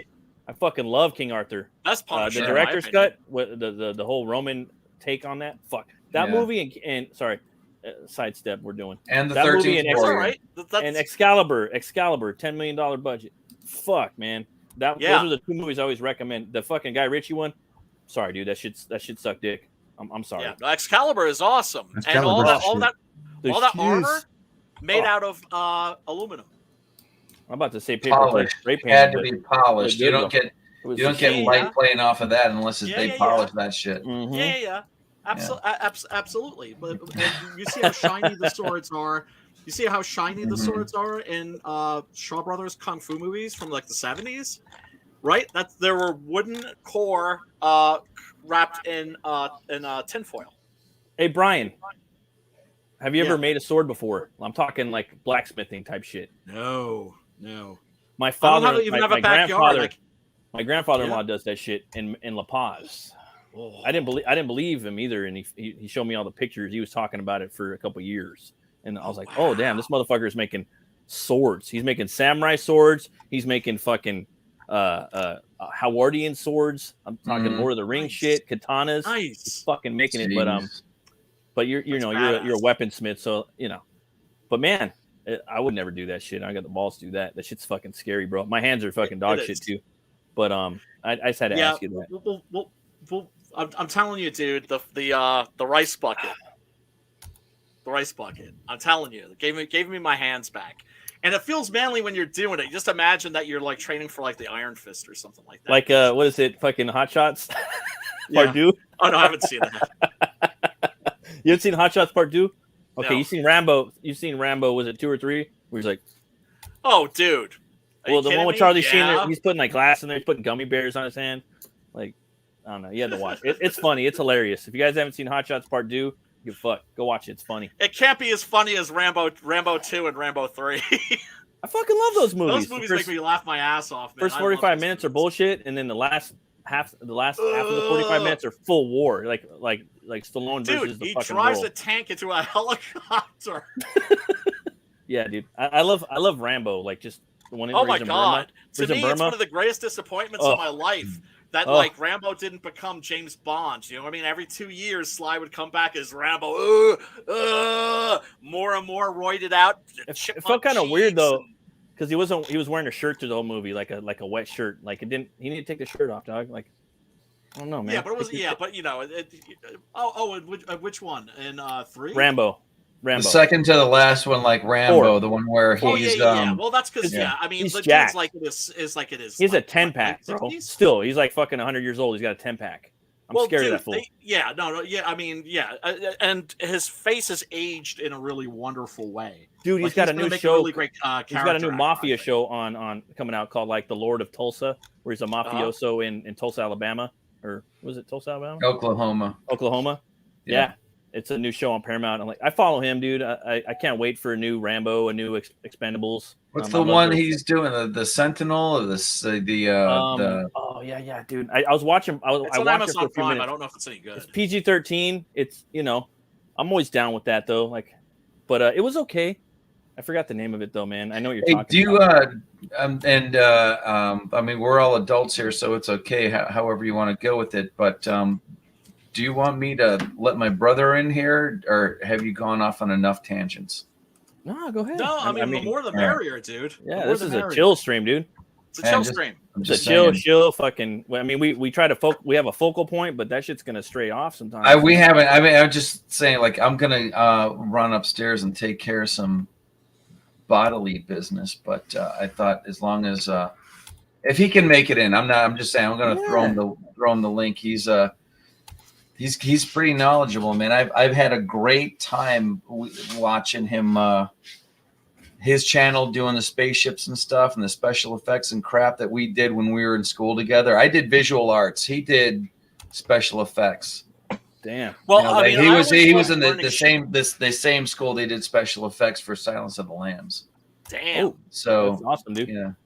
That's fantastic. He's pretty talented. So if he makes it in here, that's great. You'll hear the ding. The ding. Ding. But go ahead with your thing. Give me a couple. For sure. Yeah. That whole like sawing the chick in half, dude. It was so believable. Then when he gets to the fucking skull at the end, bro. I can't get through. He's like, I can't get it through. Like, it was pretty believable and scary at that. You know, like they put that little minor detail into the script. You're like, whoa, dude, that shit's the gore scary. in this is fucking gnarly. That's the what thing. I'm saying. What's the genre here? It's a splatter movie. I call it gorer. That's literally what it is. I call it gorer. Gore, yeah, that works. I don't know if that's a real genre. I don't know if I coined that. It's just another name for a splatter movie. Well, technically, it's hack and slash. It's a gorer movie. I think that was the how they used to call it. It's a hack and slasher. Yeah, I mean, they're different names for it. Splatter. To me, when you have a hack and slash, when you're going to a hack and slash, like if you were going to like Freddy or stuff like that, you always knew that that somebody was gonna get away or win, right? But a real hack and slash movie, you didn't know like the guy, people could all die. Yes. Yep. Like Joe Bob Briggs the bad guy could win. Like like Joe Bob Briggs says, anybody can die at any moment. Yeah. Willkommen. Gracias. I'm sorry. How shall we refer to you? I don't want to be rude. Oh, you could just call me Jeff. What up, Jeff? Hey, I'm just before Dave gets back, it's not all that. I've got some corporate gig that I do 8 hours a day. It's driving me insane, and I do my other stuff in the basement. I did go to school at the Art Institute, but I mean, it's kind of a technical school. They give you that whole industrial design technology part at the end to kind of indicate that you're only going to do your degree, and we, don't hurt yourself or we'll have to pay for your college. But Jerry Gergley was one of my teachers, and I think he was the one of the effects guys for Optical Nerve for Babylon 5. Oh wow! Nice. Yeah, and Tom Savini stopped over a couple of times because he doesn't live too far north from the school. But in Pennsylvania? Yeah, Pittsburgh. I think he was in. I don't know how far north he was. I don't want to say Monroe. I know that's where the mall was. Did you guys ever watch that movie? Go, everyone's blue. Why is everyone? Of course, blue? I know. Savini says yeah, it wasn't really the best idea. I have to admit, much to my shame, I still haven't made the pilgrimage to the Monroe Film Mall because that's like Mecca as far as I'm concerned. I have to do the Hajj at some point. Yeah, I get it. Yeah, it's totally cool. But as far as the rest of it, I'm proud of him and he's proud of me. So that's awesome. Yeah, it never used to be like that either. But because we were always competing and stuff. I used to make him late for the bus. Holy shit, who's that geek? Yeah, the bus used to go around the block and hit the same spot twice. And so I would dress up like him, and then he'd have to change his clothes. Oh, snap. I don't remember any of this. Yeah. He's lying. Believe nothing. Oh, man. Yeah, but I've been really enjoying the content, guys. You guys are really killing it. Well, share and like and subscribe and do all the like and stuff. subscribe, folks. Yeah, I did a thumbs up. I don't think I can subscribe to a live stream, but yeah, you can subscribe to the channel. Yeah. Oh, and then ring a ding ding dong the bell Yeah. for notifications. That'll let you know when we are on. Of course. When YouTube feels like it. I did. Yeah, thank you, Sim. I did. I threw up a couple of links. I grabbed a couple of clips from Wonderfest 2021 in reference to some of the stuff you guys were talking about, because they do have some dioramas and stuff. They've got some Bernie Wrights and Frankenstein busts and dioramas, and they've also got put them in the private. Sorry, Jeff. Put them in the private chat. Links don't work. Links don't work in regular comments unless you have a wrench. Oh yeah, let me wrenchify all your asses if you haven't been wrenchified. I know that sounds. Ain't life a motherfucker. yeah. So do I hit login or something, or? No. It's just like over on the side where you can see where it says comments and private chat over on the right side. Yeah. Okay. Now that's for here in StreamYards. If you see the channel, like I'm watching the channel on YouTube, but I have it muted so that it doesn't echo. Okay. Okay. So in the regular chat there, if you want to put a link in there for everybody else, you can. If you have a wrench, it will let you post a link. Otherwise, I don't think it does anything. You got a wrench, Lorenzo. Also, what up? You got a wrench too? Yeah, say it like Oprah says it. You get a wrench, and you get a wrench, and you get a wrench. I have had enough of those folks. Oh, without a doubt. Okay. Without a doubt. There, little man. Everything is all right. Are we all waiting for November like Christmas? God damn. We don't talk politics in this show unless Brian says it's okay. Okay. No. Fair warning. You can talk as much shit as you like. Well, then we talk politics in this show because Brian said it was okay. Well, it's just, usually the only time I bring it up is because of the Great Delete, and people don't even know what I'm talking about because people don't understand that it's coming. And dude, do you know how many times I've heard in other streams besides this one, people keep throwing it out and they're paying super chats to ask, are you going to locals? Are you going to Rumble? Which is basically a package deal. Right. And all that. So I'm like, wow. The amount of times, and I don't follow everything all the time, but the amount of times that I've heard that for the little amount that I follow all these stuff, these things. Good. It's good. People need to get the word out there because a lot of people aren't paying attention, and Well, back up your shit, people, because they're just gonna, Yeah. and I'm not saying that you're all gonna get deleted, that we're all gonna get deleted, but YouTube, Twitter, all of these platforms, Indiegogo, they could make us fucking disappear in a Thanos snap. Yeah. And it's coming because as soon as Orange Berlusconi, as I call him, announces that he's running, Orange Berlusconi, you scoundrel, you. And because that's how I've always seen him. When people are comparing him to like Mussolini and Hitler, I'm always just like, really? No, he's like this Italian guy, right? But people don't know who Berlusconi is, I guess. So no, I did. I used to think that. I saw him standing up there. Well, whatever. It's yeah. But when if he gets back on Twitter, bang! It's gonna be like a big mushroom cloud on the internet. There's going to be a lot more competition. When Ma Bell got split up by Reagan into all these different, it was MCI, Sprint, and all these different, the competition, they weeded each other out. Now we've got nothing. There is no MCI anymore. Eventually, that's what's going to happen, and the market is going to make it happen. We're not going to wait for an antitrust thing. Yep. What is it? Kanye West is buying Twitter Parler. Elon Musk is going after Twitter, and they're going, and it's going to be this thing where there's going to be this healthy competition, and they're going to be forced to make a better product. They're going to be forced to do better to attract those people. But tangents. Sorry, guys. No, it's not you. It's me. I'm the one who's like ADD here.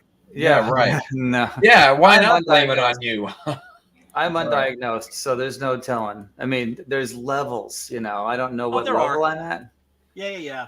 Look, Versus if Matt, like if EDD, Matt is ADHD. if Matt is sitting back and taking all this in, and he's not the one that's partaking, then yeah, you are the problem. I think he's just doing this like a Brady Bunch thing. He's just doing All right. that. You guys hold the fort for a second. I gotta get I need more caffeine. That's what I got. My fucking Starfuck. I was not expecting this scene right here. Like he almost got his clown face come up. Chris McKidd. Yeah, Chris McKidd is only one backer from 200 and less than $200 from 10K. Fuck oh yeah. shit! 6 hours left. Hell yeah! Damn. Let's do this, you guys. Share the. fuck That out campaign, of man. last Like 6 that book. hours. I mean, Dude, I was so cool. stoked that happened on Brian's stream the other day. Yeah, but that was so yesterday. badass. There's Was that still yesterday, time for right? more. Share the hell out of that.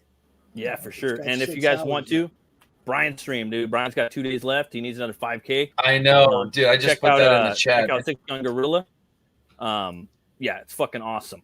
So we need to get that omnibus up. If you guys can, check that shit out.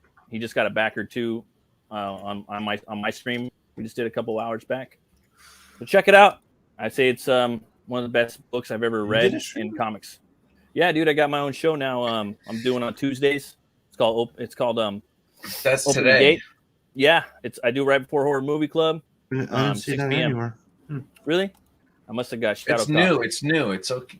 It's new. cock blocked or something. No, meaning But, notification wise, you know, like that's what I'm saying. I didn't see it on YouTube. That's what I'm Oh, saying. all right. Yeah. All right. And I did like Man, I did 2 tweets for it. I deleted one tweet and then I deleted that one, and I talked to you about that, Sim, because I did not, you know. Then I did 2 more, so that sucks. But it happens though, dude. Because there's like for an example, like I like biographics. It's a history channel, and I like weird history, right? Those are like 2 of my favorite channels on YouTube. And I don't even get anything from them anymore. Nothing. It's all just like comic book and Amber Heard and She-Hulk and just all that. That's all I get on my Twitter, on my Amber YouTube Heard. I'm like, fuck Amber Heard. Fuck. It's fucking just She-Hulk I don't give a and fuck shit. about that shit. That's Fuck all it She-Hulk. is. I ain't gonna watch You She-Hulk. mean I like ain't gonna, you know. But, Legally Green. yeah, and it's just like, and what they did to Scar, I was about to cry, bro. Anyways, like I actually thought Scar was a cool character. It was like Conan Hulk, dude. All right, and that's not what it looked like. It looked like fucking something out of Mel Gibson's Apocalypto with green skin, fucking ×5. And I was just like, dude, this shit's fucking stupid. Like that does not look like. Somebody shared a picture that Scar actually looks like the new editor in charge type of thing. Like, what's his name? The guy that used to work at DC and now at MCU. Oh man, that's what's his horrible, name? bro. He used to be an editor. Well, I know that. I know fucking Quesadilla is over at DC now. I read that somewhere. You hear about that? Yeah, that he moved to DC Comics. But me, I'm talking about the guy that used to work with Ethan during the Green Lantern shit. Then he went to movies doing the DCU. Are you talking Jeff Johns? Oh yeah, Jeff Johns. Jeff Johns, I think it is. Yeah. You know what's crazy And about Jeff Johns? He looks like Scar. You know what the craziest thing about Jeff Johns is? Really? Him and Feige were fucking Wait, like was it Feige? One of the two. Feige and Jeff Johns worked for Richard Donner. Mm-hmm. They both worked for him. Wow, man. Yeah. The pedigree. One took his shit to another level, and the other guy was just, you know, well, a whole nother level. As a director or they were like coffee assistants or proteges or something. You know what I mean? No. I mean, like Richard Donner was a director. Jeff Johns and Kevin Feige both worked under him. Correct. Huh. Allegedly, that's what I heard. Allegedly, I love that. That's the greatest. I could be wrong. Allegedly, no, but I've heard it like multiple times, like over and over. Yeah, you know right, I mean? right. So, hey, my wife so. reminds they me both of the were like same in similar thing positions. over and over again on a daily basis. I could say that I heard it multiple times from her. I'm not gonna like go do that a I deep need to dive do on this the internet on and a look Friday. for it, but I could, but I'm not going to. No. I believe show you. you. I'm just having fun with the way that you put it. Oh, allegedly. You're very you're entertaining that way. I like that. But my butt was hurt. My butt was hurt. Was it? It was hurt because I saw Scar. It looked like Arrow's cousin, You know the guy that plays Arrow, Stephen Amell. It looked like Amell's cousin, and he was in a bunch of was it CW shows. Looked like they CGI'd the fuck out of his face and slapped it on a fucking Apocalypto character, and fucking roided him up with CGI and gave him a green tint, and that does not look like fucking Scar. There you go. I wanted to see a Scar TV show, dude. That would have been fucking bad. But I'm talking like fucking, you know. I can't share my screen, but Google Toxic masculinity. Google Kevin Feige and Scar. Google Kevin Feige and Scar. Yeah. Okay. Just like you want me to just type in Kevin Feige Scar or Kevin Feige and Scar? Just write Kevin Feige and you'll see his face, and you'll see that they use this. They seem to have used his face for Scar. Oh man, you're killing me, bro. Okay. I think I'm gonna laugh. That's the point. I feel a fucking hysteria coming on.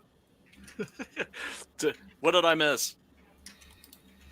Okay, share my screen. Not Scarlet Witch. Not Scarlet Witch. Google. Scar. Scar. All right, hold on, bro. Okay, I put those links up in case you guys are looking. In private chat. Private chat. Yeah. I'm sorry, Sam. I can't find it, dude. It's fucking dumb.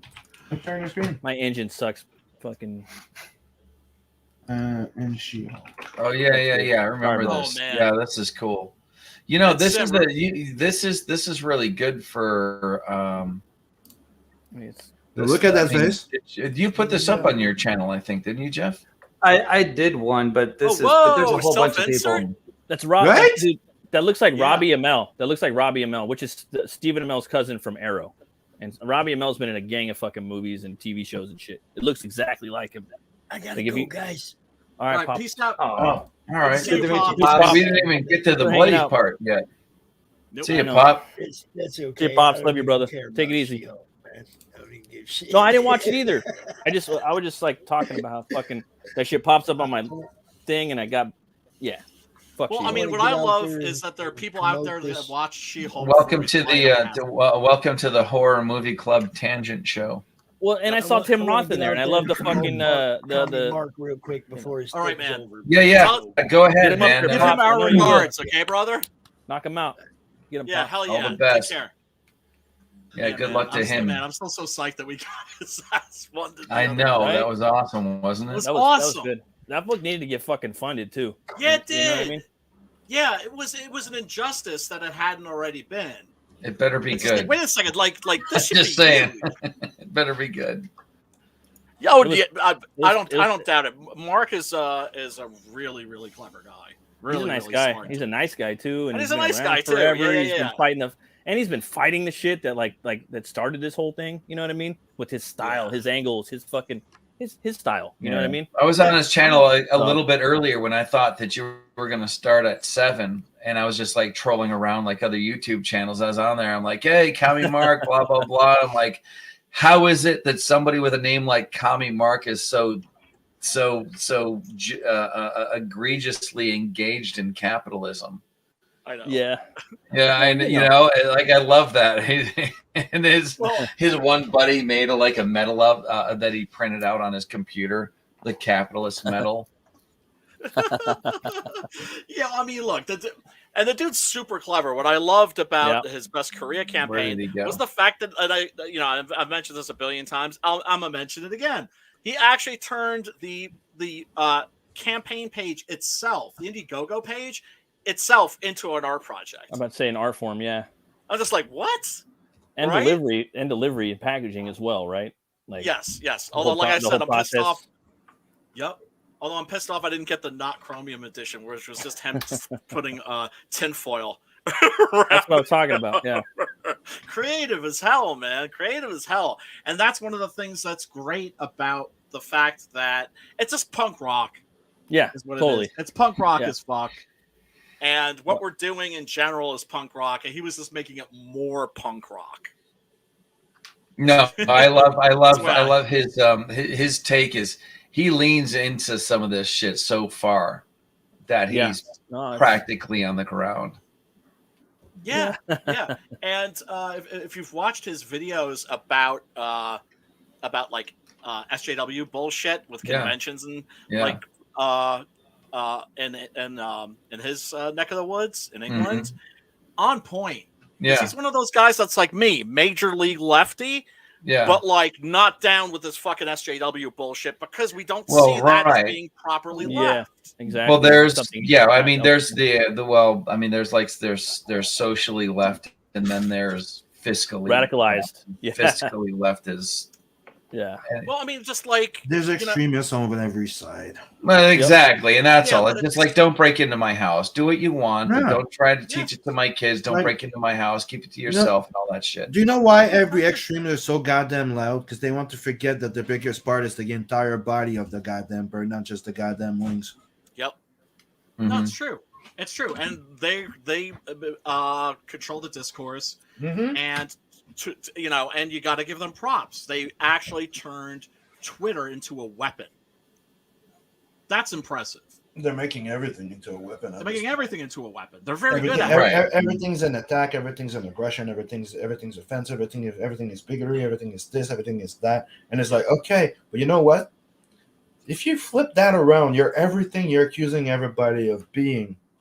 Oh, they're massive. Well, yeah, I mean, and what you end up with is that it's that Incredibles thing when everything is offensive, but it's nothing is. Like, do you hear yourself? You hate everything. Yeah. Yep. Like, yeah, and also it's just like you're complaining if about it's racism. not you You're hate like everything. The most race-conscious people in the fucking world. Yeah. If it's not about them, well. Okay. Yep. Let's check this movie out so we can see exactly what it is that we're supposed to do with all our SJWs. Yeah. Wait. Did I think that, or did I say it out loud? You said it out loud. Shit. Okay, for you, we'll say that you thought it. I always say. I'm sorry. Go ahead, Sim. Sadly, for the viewers, we heard it. I said for you, we'll tell you that it was in your head, but sadly for the viewers, they heard it. That's so bad. Are you gonna get canceled? Fuck is what I'm thinking. We've already been canceled. The soundbite's coming from. Welcome there back, you Jeff. are. Hey, sorry, I had to go grab some goulash. My sexy. Well, just mute the mic and stop the cam. You don't have to bail. Goulash, dude. That's By the way, if you're running the video to make sure that you don't get echo, mute yourself. That's one of the things they did at StreamYard. That's how I was trying to tell you, didn't I? Gotcha. What if that guy did this to your car? What guy? The clown? Yeah, I want to kill her right now. I think someone slashed my tires. Well, he knows this is your car. He saw us getting into it earlier. Hey, handsome! Cut it out. My friend wants your number. You. The face I wear. She has a flat tire and no spare, and I was kind of hoping you could pick us up.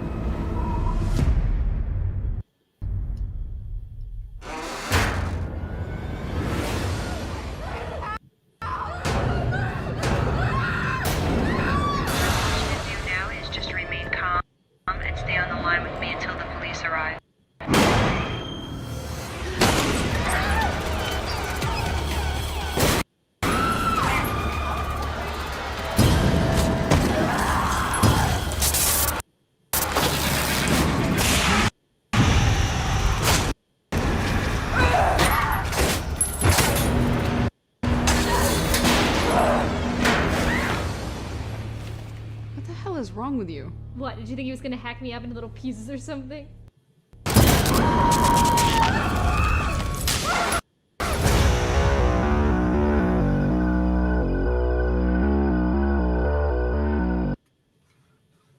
Isn't that music awesome? Yeah, dude. Yes. It's even cooler, like in the movie, like it pops up in different scenes, you know. I think it was the one scene where she was finally like, you think she's gonna fuck this fool up, you know, like she's hitting him with a 2x4. She's doing all that, and it comes in like nah, nah, nah, nah, nah, nah. I forgot the theme, or I forgot the melody, but it's like, all right, this is cool. I like there's this. a couple of places where he's very Scream. Like in the Scream, in Scream, one of the tropes is that, you know, the girl can fight back and make him trip over himself and cause accidents and whatever. And there were moments here where that was the case. Like he's just, oh, really? Okay, I guess I got this thing into the side of my head, or you got away somehow, or whatever. And I don't know, whatever. I guess I'm looking for too many. It plays with that, though. It plays with that. It sets you up. It sets you up like, oh, here we are. We're in familiar territory. Yep. And then it turns out that fucking art is packing heat. It's packing heat. And you guys want to spoil the ending? I mean, I already saw it. Yeah, I saw the ending. Well, it was not a bad twist. It was not a terrible twist, but it was a great twist because think about this. There's a logic to that, right? Okay. He wants to fuck people up. Okay. Right? And he's doing it fucking with his hands, nice and tasty. Right. But No, yeah, definitely. What happens if somebody gets the upper hand on him and is getting away? Right. He can't handle Then he that. whips out the jammy. Yeah, he can't handle that. Yeah, that's practicality, though. That makes sense. He's just being practical. Exactly. But my suspension of disbelief stops when I think about him trying to clean that outfit. Because this isn't the only time he's doing this. And he doesn't have more than one of those things. Yeah, it's like that scene in American Psycho when he's arguing with the Chinese laundry, like, no, it's cranberry juice. By the way, could this girl who just walked in take care of all of this for me because I have lunch at downtown? And Bateman was the shit, man. Yeah, he was. Oh man, we seen that on a side tangent. You seen that guy on Twitter? Like someone videotaped this dude as cosplaying him. He's dragging a body across some con with the fucking in a bag. And he's like, "Hey, how's it going? I'm Patrick Bateman." And he pulls out the motherfucking card too from the movie. You know, he's like, "That's awesome." Card, right? Awesome. Backbone. That's awesome. Yeah. I love when Jared Leto gets killed in that. It always makes me happy. Oh, yeah. In the novel. I liked it better. I liked it better when he got his ass kicked in Fight Club because you got to really see the damage. Like, yeah, you're not as pretty as you think, and you act less even. Brian loved that shit though. If you should you make a Brian kills or Brian hates Leto like video. Sure just like a 20-second clip where it's got scenes from American Psycho, Fight Club, just those type of movies. Where he's just getting the fuck beat out of him. Idea. Just get the one shot of him with the arm, with his missing arm, Requiem for a Dream. Just a whole bunch of Leto hatred. Yeah, where he's here's just like the thing. Not at his Here's best the thing. type shit, like broken down, like life's got to him type shit roles. I got you. Right, but here's the thing. I've already gotten something 100 times sweeter than that. 100 times more cathartic? It's called Morbid Time, motherfucker. Oh, it's Morbius. The fact that the fucking studio was that stupid, they're like, hey, on Twitter, they're saying it's Morbid Time. That's what the kids are into. So let's re-release it, and then everybody will go see it because they know it's bad and be like, it's Morbid Time. Yeah, that was it's cringe. bombed again. Good pretty Lord. bad, dude. Nobody showed up. I heard that movie wasn't that bad though. Awesome. A lot of normies were like, yeah, it's all right. Go check it out. Look, man, don't want the normies say that. It's like you're fucking with the shit that was special to me when I was a child, and I take that shit personally. They fucked up Man Thing. I knew that they were gonna fuck up Morbius. I'm glad it bombed. This is what happens. You're talking about a generation who never had their old man either there in the house, and if he was there in the house, hand down to you their hot rod. You didn't grow up with the thing that the previous generation loved and learned how to love it. It only takes this kind of oil. Right. You don't do this, this, and this. He's reading the newspaper. He's reading his fucking phone, but he wasn't there. Like he was there, but he wasn't there. You know. I get you. My father was off banging his secretary. So so that was didn't see a lot of dad. What I saw generally wasn't pretty. He was an asshole. I mean, he could be charming, but a lot of assholes apparently. And then my brother was a piece of shit. My mother was awesome though, so that was like the one thing that blessing that God did grant me was an awesome mother. You will almost always have us, because who knows who can make it up for a stream, and who knows if we're even going to make it to November. Oh, dude, we'll be here. Trust me, I'm very grateful for the friendships that I've made in this space, because I found it when I was at my absolute fucking bottom. When shit was at its absolute fucking worst. And this community helped to sustain me. And, even helped me put some food on the table, too. And, really? How'd you do that? I'm always wondering about how to do that. I want to do Brian, some Etsy stuff. Like you know, my 401k has been raped by Biden, so I need to get that shit. I need to figure out some other stuff. We all do. I'll tell you what. Now, honestly, if everybody who's in this panel and everybody who's in the chat subscribes to Kit Bash Federation, the channel is. Well, if it's not in the channel, I'll put it in there again. It's okay. It's okay. There are no. Well, do not on one hand say, "How do I do that?" And then when I don't want to do that. I don't want. That's all one-off stuff. I don't know how I would be able to sell that because it's all one-off stuff. Well, no, you can get paid for that. There's a lot of people that are creating toys in CG. Oh my God, yeah. Sub. I just subbed up. Sorry. Yeah, and a lot of people who are there's a lot of 3D modeling opportunities. Yeah, dude. You don't have to print anything physical or whatever, but yeah, trust me, you have people love this stuff. People want to be talking about it. Yeah, they do. You have skills. I want to be drawing a picture and hear you going into deep detail about that. There's a lot of people you have skills. In fact, it might be one of these things where you just put yourself out there into the space, and other people will figure out what to do with you. Exactly. He's dead, Mac. People love this shit. I mean, you got fucking Kurt Russell there, John Carpenter. You got the dude. That's not me. That's the show. My stuff is in there somewhere, but there's a whole bunch of people at the show doing stuff. Yeah, I'll find it again. That's cool, and put it in the private chat. Okay, yeah, but this is not my show. Oh, and you guys should have wrenches, so feel free to post shit in the chat too. Yeah, I'll put it in. I'll put it in private chat here in the stream, and then let's.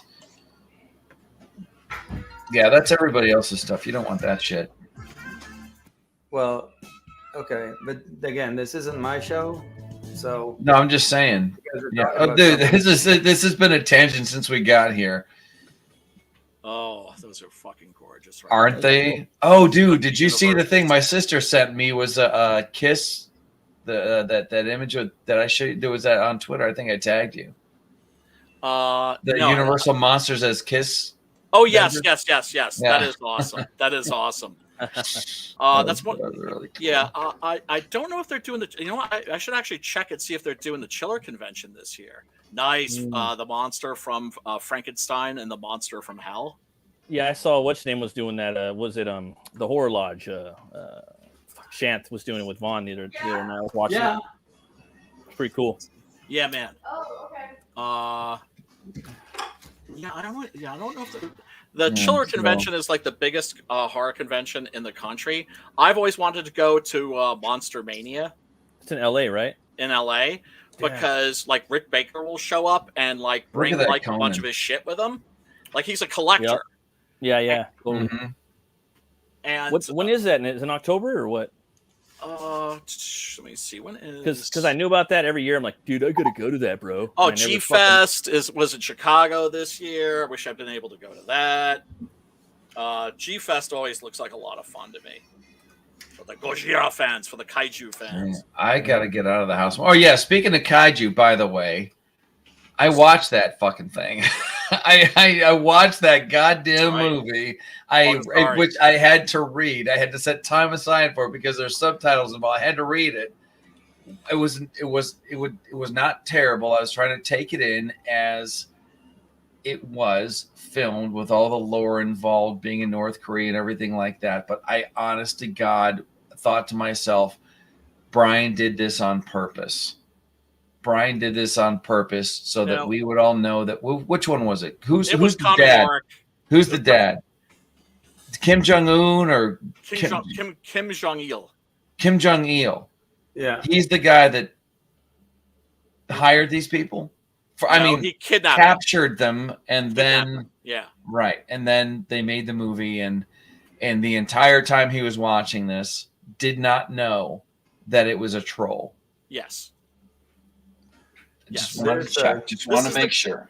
That's the thing that's so interesting about it is when you're watching Pulgasari, you're watching a movie that's basically made by a director who, at the moment that he's making the film, has a gun up to his head. Yeah. And the entire movie is anti-government.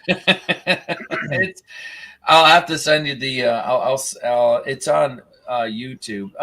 You know what? Best resource right now for you, Kit Bash, is to be in the horror movie fan club, because all the links are in there. What were you saying, Kit Bash? You were saying something? Oh, nothing. Just like I think I was gonna say, like a lot of that goes over my head. Like I'll watch the movie and I'll just be like, "Hey, this is a great movie," and I won't even think about like, what happened or why it happened or I wouldn't have thought of it either until Brian actually said, "By the way, before you watch Brian's the key resource there." Yeah, he is. You're a very interesting guy, huh? Well, when you're watching a movie and somebody goes, "Hey, watch this," or "Get ready for this," or "Did you know this about while the movie's playing?" and you're like, "Man, I wish he would shut the fuck up while we're watching this movie." I'm like, no, go on. Let's hit pause. Tell me your thing, because I want to know more about it. Yeah. Yeah, I mean, so you guys are brothers. You guys are blood brothers. Just we're distant relatives. Yeah, we shared a womb at Strong the gene exact same in the exact same person at the exact same moment in time. So I could tell you guys are brothers. You guys don't have a YouTube show together?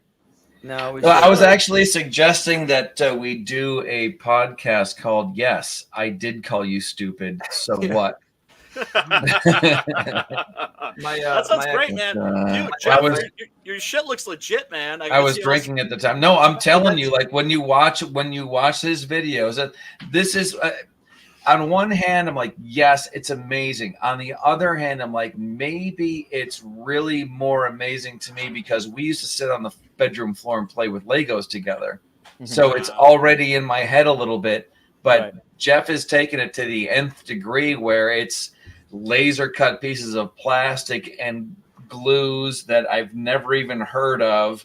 He sent me a link to a channel called Diecast Resurrection, which is a guy that restores old Hot Wheels. He's and I've actually bothered to buy wheels and go to the hobby shop and get the little thing so that I could take Hot Wheels from the flea market and paint them and do weird shit to him, and I still can't get it right. This one guy's he's an absolute genius, but it's that kind of stuff. It's that whole I'm zeroing in on this little like Jeff makes he'll take a fucking a Scripto lighter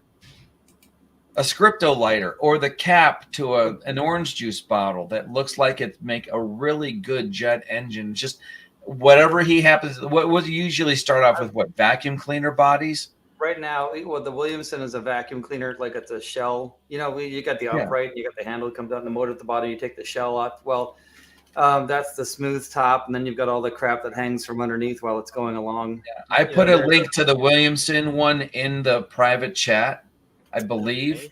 That's the one that you want to see. There's I've been working on the Princess for a while because it's the first one that I started like deliberately. Like the Williamson I started before I got married, and it's been sitting in my the first marriage. It's been sitting in the garage forever. And after I got here, I'm like, I have like a place and time and understanding, and so I started working on it, and then guitar strings. Just make it kind of like Harry Bemis. I've got time to read.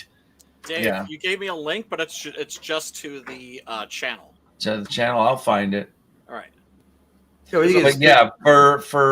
real though, you guys, anybody who's in good, it could be considered like movie quality model making, that is the place that you want to go. I cannot speak highly enough of it. So you would say that he's more John Dyson, and I don't even like him. Look, here's the thing, I'm not as a person, I'm not a real big. Exactly, I'm not a big fan of Jeff. So when I say like he does, my brother, of course, like as far as people go, I can't say a whole lot. Okay. But model making, way up here. Hey, look, he's the very good. The fact that I find the fact that you don't hate each other anymore heartwarming. Yeah. Well, there's always in parentheses as much. Yeah, man. As Don't much hate as I each used other to. as much. Because let me tell you, man, the hatred between brothers, that's a special kind of hate. It is, man. We've had some knockdown dragouts, let me tell you. Yeah, but let's not. But that's not what. But I would never come at you with a handsaw as your feet are manacled from a joist on the ceiling and just from the genitals to your face. You know what? Can we just say, like, what is it about not finishing the job, Brian? You know what I mean? Like, you bothered to saw from right from the crotch. Well, he wasn't all the way. thinking And this Matt, through. this is a good question for you too. All the way down, this far away from the top of the head. Here's the thing. And then stop. Well, it's a hard thing to cut through, and the blade got blunt. Stuck. It's stuck. It's a hard thing to cut through at that point, and the blade probably got dull from sawing through all that bone. And here's another thing too. That's not a bone saw, because bone saw is ready. I like the way that you say that as if you've tried it before and like, oh yeah, Makes no, sense. that scene is totally legit because I've been there. I have It been makes there. sense because although he cut through the pelvic bone, right? Yeah. That is the toughest bone in the human body. Yeah. It's the thickest, I would That imagine. and your skull. Yeah. Yep. And Okay. that skull is thick. That's some thick bone, dude. You know, Like and when the this thing's samurai. terrifying. This Ed Gein son. So Yeah. for the sake of the movie, he did not stop to sharpen the saw or get a new sharper saw. No, it was a hacksaw too. It was a hacksaw, Like, the fact yeah. that he actually got through the pelvic bone is amazing, straight yeah. credulity. Yeah. I that was haven't great. seen the movie yet. So does he have a place to work? It looks like he's got a place to work. No, he's just like. Fuck. Well, He we're gonna shows spoil up- it. We'll spoil the ending. We still haven't I'm good spoiled with the ending that. yet. No, we haven't. No, we haven't. My take on the ending, which I think is definitive, but this is like an Ed Gein scene where he cuts the victim's breasts off and wears them, and he's the clown. But I didn't know that. I didn't think that was him. I thought it was the victim. You know what I mean? And he jumps up and he's terrifying the other victim. The movie is terrifying, in certain spots. You know, and I was talking again. Yeah, he really terrorizes his victims. I love my wife, and we talk a lot. You know what I mean? We both love horror. And again, I was talking to her again about God this bless movie. you. She likes the demonic horror. I think for me, I like all horror movies. I'm a horror stan, but I think there's scary moments in every genre of horror that are truly terrifying. You know what I mean? And for me, there's moments in here where Arch is fucking terrifying. Like to me, this isn't terrifying, but the Ed Gein shit was. The scene in the beginning where he's in the fucking pizza parlor is terrifying. Some of the looks he has, some of the just stills, the silhouettes, where it's just him doing mannerisms in his face. It's fucking scary, dude. You know what I mean? Because the gore in this is the one jolly element. It doesn't scare you, you know. And then he does some stupid shit where he's like stomping on someone's head, and then he's like, and he just like kicks it, and it's like, dude, that shit was gross. But the way they film it, it's kind of funny. Like if you're a horror fan, you find that shit funny because it's fake. You know, it's stupid. Right. You know what I mean? Yeah. But it's so stupid. It's that's cool. that's where the humor. If there's any humor in this, that's where the humor is. It's in the gore. Yeah. The appliance is awesome. It accentuates parts of the face, obviously, just in the right place. But that mouth is really interesting because even when his mouth is closed, it looks like a gaping maw that's like sad. Yes. Yeah. So when he opens it, it's just like exactly like you take it for what it's worth, the way it is when his mouth is closed. But as soon as he opens it, it just becomes worse. It's already bad. It's like it keeps transforming into something scarier, and that goes back to what Sim was talking about, where it's the Jim there was Carrey. really something about this makeup that, and like I imagined, like, okay, the thing that's making this makeup work is the exaggerated cheekbones and the skullness to it. The pointed nose, okay, I get that. It's kind of clowny, and the little dot on the end and the mouth being like the anti-clown. Should be a big red thing, but it's not. It's a little black. Design-wise, what they nailed it is that they did the familiarity aspect to it, while pushing the creepy out of it. But technically, it's an original design. Like the dot on the nose, the thing. Like but that adds so much expression out of this thing. But it's that's the actor. Like they were saying in the chat, like when I mentioned Pagliacci or the porcelain doll back in the day of the clown, that's exactly the same look. People click. I thought it looked familiar, and I remember the first thing when I saw the character was like, "Fucking looks familiar. What the hell is it?" Yeah. Yeah. The other thing I like about it is the blood is dark. Yes. Yeah, the blood is. It doesn't, Yeah, it's not the usual, the typical oxygen taro rich syrup with Tamco blood, man. It's that Burgundy. Tamco blood. I like this scene too. Like just in the moment, you know, it's great. You think that he's gonna take a, you know, be nice to her just because she's fucking mentally insane. You don't give a fuck. So much of this, I You know what I believe, has to do with the way that his head is positioned. He's got to know that the way that the application, he's got that Nerf man eyes where, like right here, if he just tilts his head this way, like would you ever that look through your extended eyebrows? brow is going to give him that perfect fucking evil, like sinister look with the brow. But that's also, I mean, that's the camera as well. Yeah, that's cinematography too, though. Like the director goes, like, we need the camera to come down from this angle, you know. But like, like through your eyebrows like that. Yeah. Well, but that's always been the case with makeup and this monsters too. Is that the lighting, how you light that makeup, is super important. James Guy, thanks for showing up.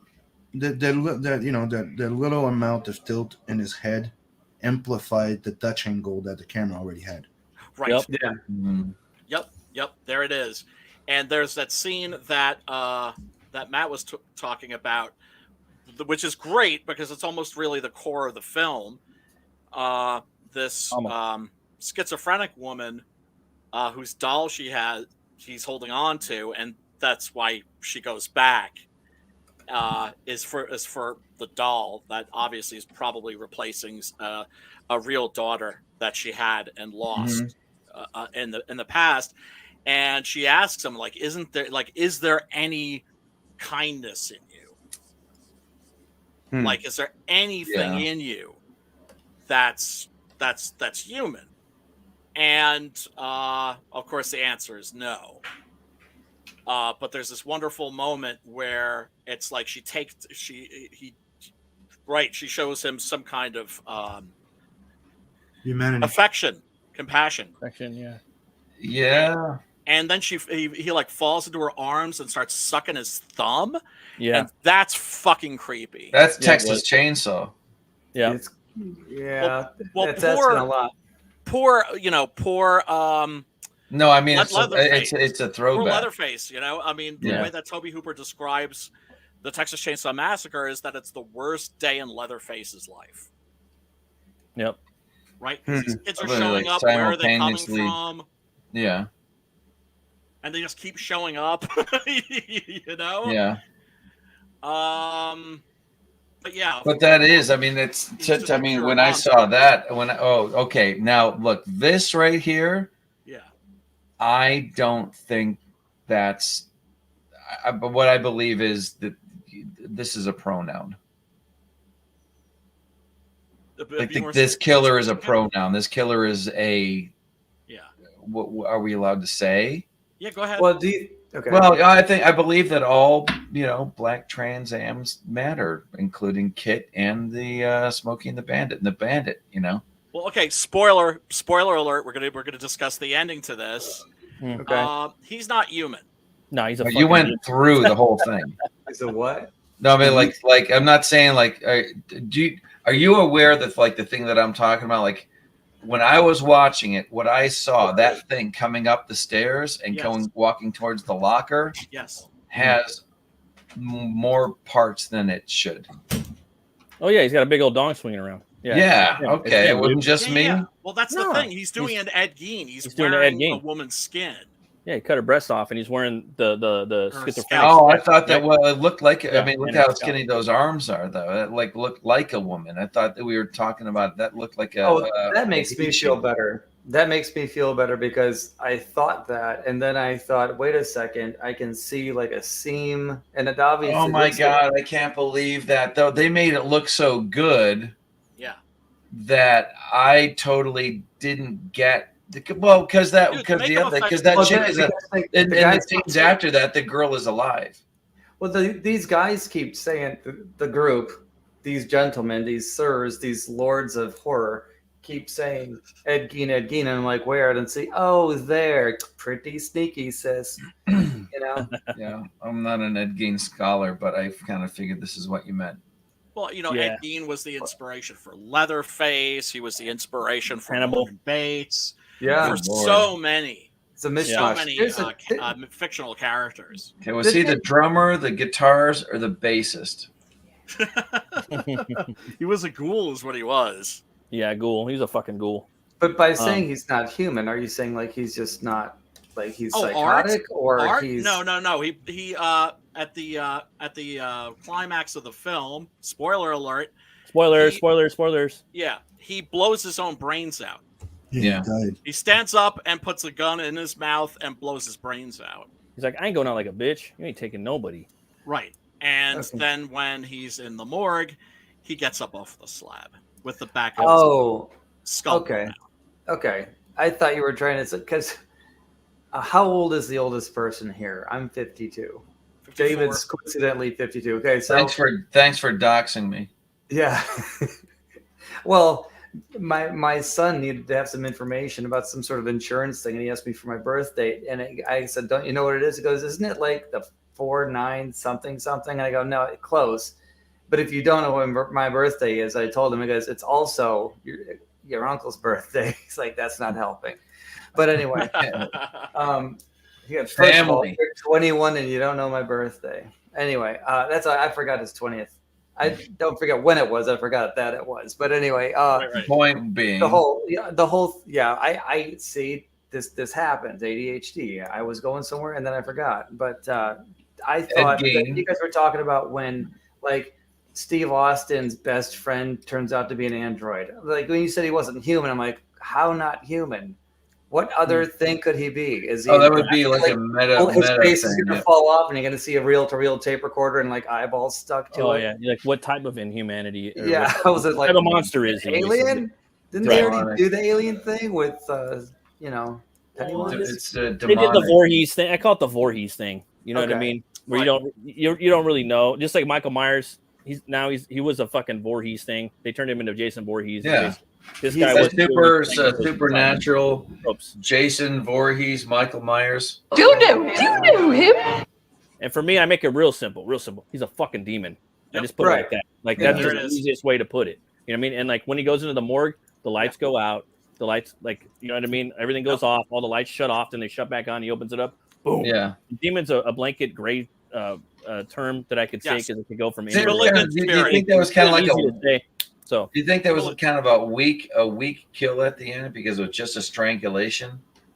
I to me personally though, like on a side note, I was like hoping this wasn't going to happen. Like half of me loves the fucking demonic ending because then he could just keep coming back and making more movies. But I kind of like the fact that it's like pushing it a little more. Like how much longer can this enduring Rasputin type character keep coming back and keep getting well, so that are you more a fan of it's a supernatural keeps coming back, or are you more of a fan of the inspire someone else to take on the mantle?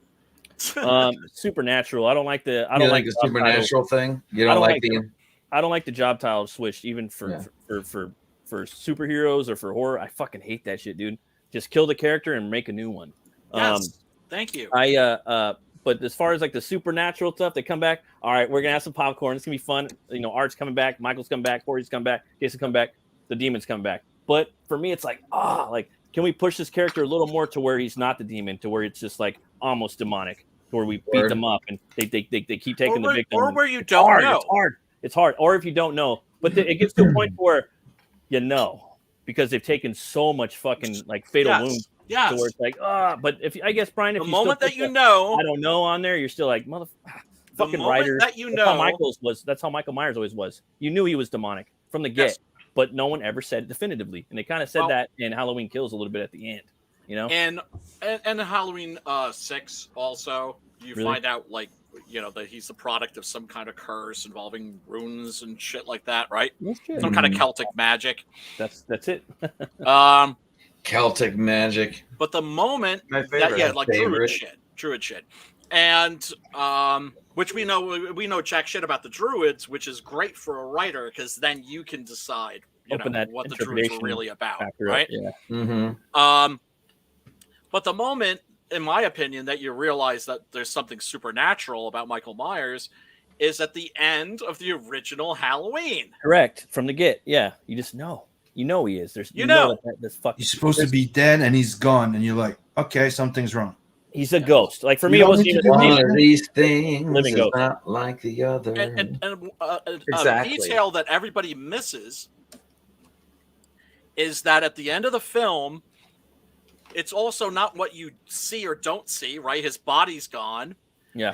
But it's very much about what you hear, because you hear that breathing through the mask, right? Yeah.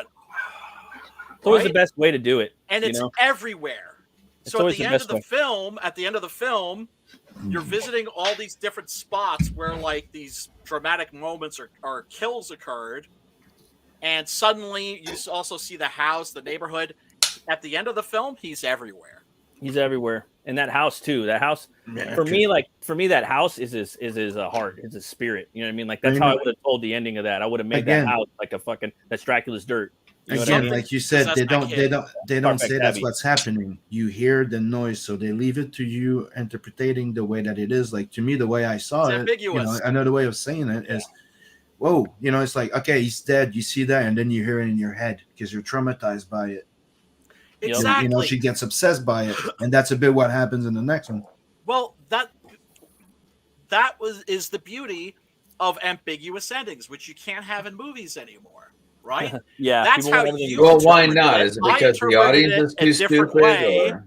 No, they want because details. when you make them feel stupid, they go rant everywhere and say the movie sucks. I know, That's like the when ending of The Sopranos. Well, no, when you make so what you're really saying is when you make them think for themselves, they think it's stupid, so they call it stupid. Yes. And if you're lucky like me, and you have a brother that explains shit to you.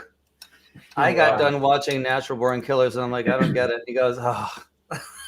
Or I got done watching The Ring, and I'm like, but it's what happened? He goes, that's it. It just keeps going. I'm like, I don't like that. I like The Others better. They explain it at the end. The Others, man. You know what? I like that movie, but I lost respect for it because I figured it out before it ended.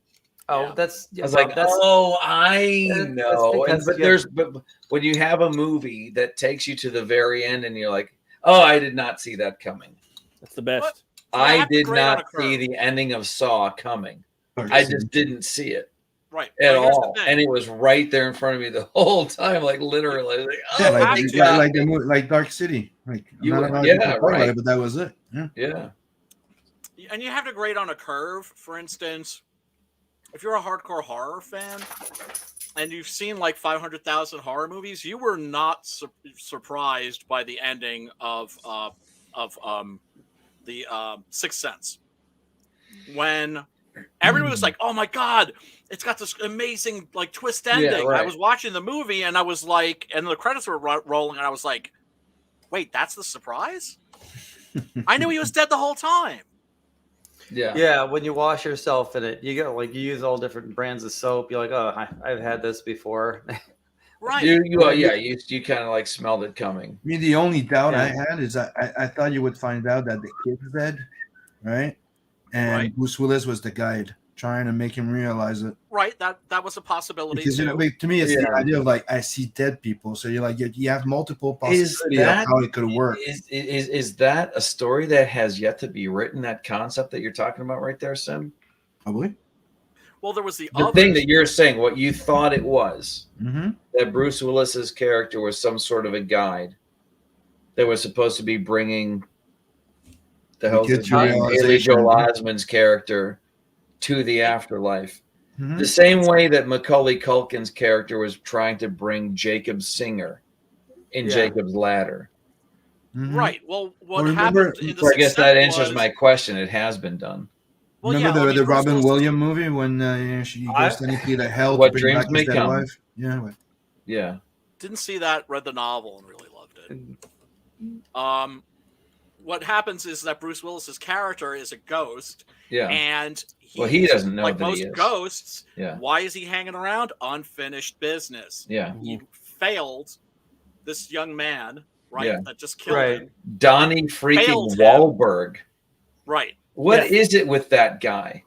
Every time Donnie you see him, Wahlberg, oh, he's a badass. Remember, he was like the tough guy from. every time you see, New well, Kids on I the mean, Block. he was in Fuck you up. Saw, and you knew Wahlberg he was looked not like the tough guy from New Kids on the Block. He was the brother of one of the guys on New Kids on the Block. He was Marky Mark.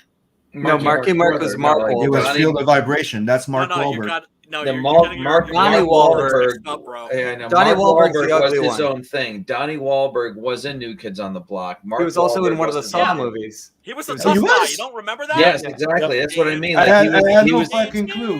he was Yeah, the detective. Saw first Saw. In Saw 2, look, this is the thing. Donnie Wahlberg, you'd never know that he's in the thing because he never looks like himself. He was in Dreamcatcher. Yes. In Dreamcatcher, he Yeah, was. yeah. What was the name of that retarded kid? Oh, I forget. I thought he just Dreamcatcher's not that good. Acting for a minute. It's not I liked that him in good. Dead Silence. No, but he's always like he was a good. He's detective one of in that. those for the short amount of work that he does. He's one of those actors who's like an Eric Stoltz. Put the makeup on me, make me look like not me, or Yeah. whatever. Yeah, It doesn't recognize him. matter. He's not trying to That was a market Dick his Smith joint. face. Right. Okay. Yeah, What's yeah, his yeah. name? What was Well, that it kid's worked. name? Well, not everybody's. Duddits. He was really great at Duddits in this. Dreamcatcher. He was Duddits. Yes. Yeah, he was like with the cancer victim or whatever.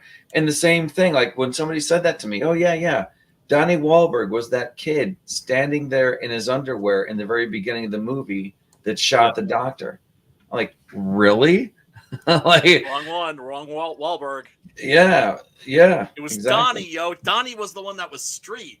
Well, dude, I recently watched that movie because I'm trying to find movies that my kid could watch. You know, Oh, we watched part of it. Sorry, you know? but like I told you, I didn't even know that That's he was definitely acting. like a like I said, age appropriate horror. Yeah. And, Yeah. and when I watched that movie, Willis and Colette are sitting in the same room. So like when I first watched that back in the day, I thought he was alive. I was one of those fucking motherfuckers. You know what I mean? Well, that didn't that's that the thing, didn't you get hadn't it. sat through But with. That's what I'm he's talking sitting about with her. grading on a curve, right? Yeah. He So was it's just sitting like, with her, well, though, I dude. Like, knew oh, he's working the with the whole mom. time. The mom knows. You know? Right, but so I knew that he was dead from like the beginning of the movie. Yeah. But I've watched 500 billion horror movies, and so Right. you grade on a curve, and you're just like, oh, okay. Like, I guess Okay, most Brian, people we get got it.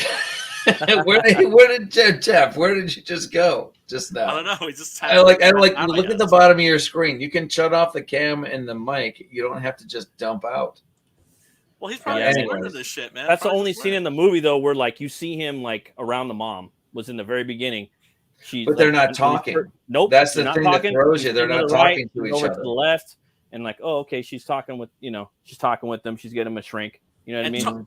And fucking Toni Collette, man, fucking robbed. Deserved an Academy Award for Hereditary. Oh yeah, You know what yeah. I just have to say, everybody hates on that movie. Like, oh, it's trendy. Like, I know brilliant. whenever horror movies get like trendy and popular, like you always get people like, I wasn't scared. It wasn't that great. It's Contrary, fucking yeah, trendy." No, my hand to Fucking God, I elevated have horror. no Like, idea dude, that shit how was it pretty good. was that I tripped, because I literally tripped over that movie. I do not remember if I heard it from somewhere or whatever. I just started watching it, and it's not even a fast mover. It's kind of slow in the beginning. It's a slow burn, yeah, bro. slow burn. It is. I'm like, all right. I movie's guess slow. I'm cool with that, I though. cannot remember. I for the life of me, I don't know why I started watching that thing. What That's one of those. It's like The Witch. Those thing. people in that movie Brilliant. standing Same there, ending, too. just naked. Yeah. Like, ooh, some They about both had the this I same don't ending, bro. like. But they're both Um, scary. I thought they were both good and both Yes, scary. they both have genuine dread. Yeah, they're dread and they're terrifying. Yeah, it's like somebody Knowing the really slow burn. like. Yeah, And that's what horror is all about, right? Horror Yeah. isn't about like jump scares. It's about dread. Yeah. But it's also rare that you can genuinely achieve that. And that's why so many other kinds of horror movies are still so enjoyable, right? Like the Hammer movies, for Yep. instance, or the That's why I Universal like all Monster the movies. genres, dude. Yeah, you're not going to be feeling a sense of dread during those movies. They're cozy. Nah, they're like worlds you go into, kind of. Yes. You know what I mean?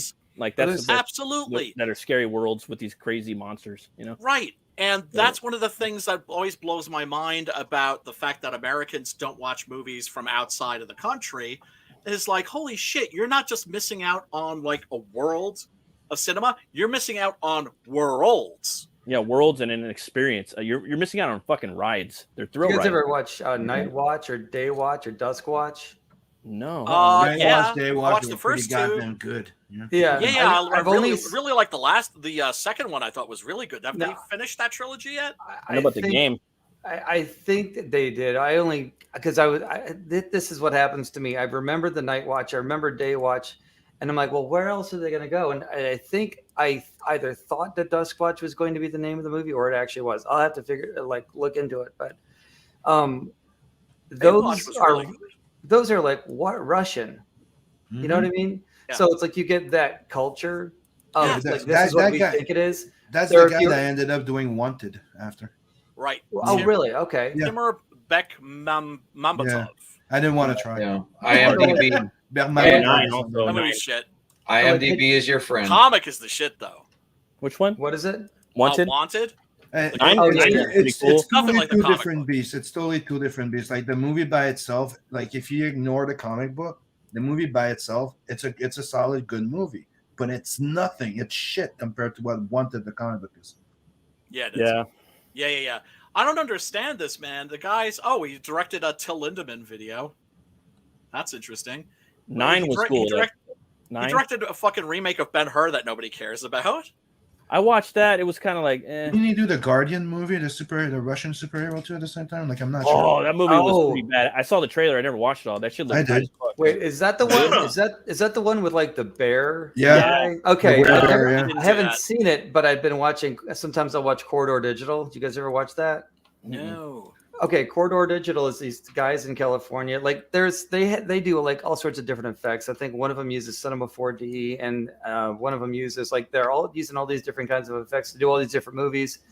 There's this one guy who loves Iron Man, and he flew in that suit that Sping developed with like the turbo fans on the forearms and everything. Oh, they let him fly in it, and he was good. He was like good right out of the box, right out of the gate.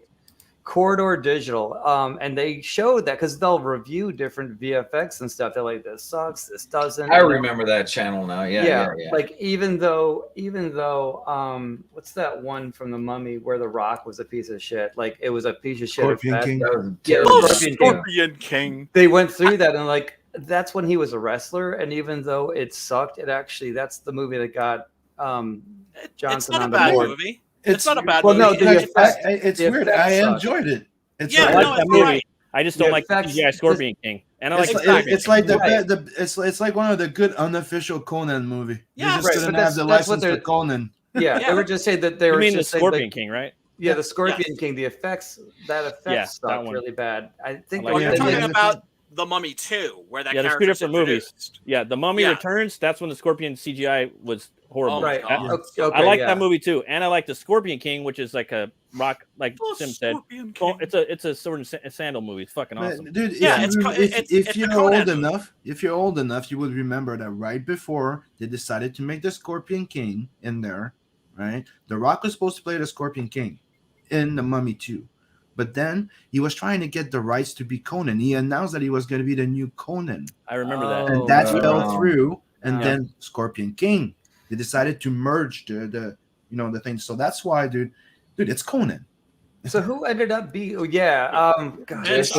was a good Conan though. Chuck Russell, the guy who did, the movie they did was the remake of The Blob, which was really good.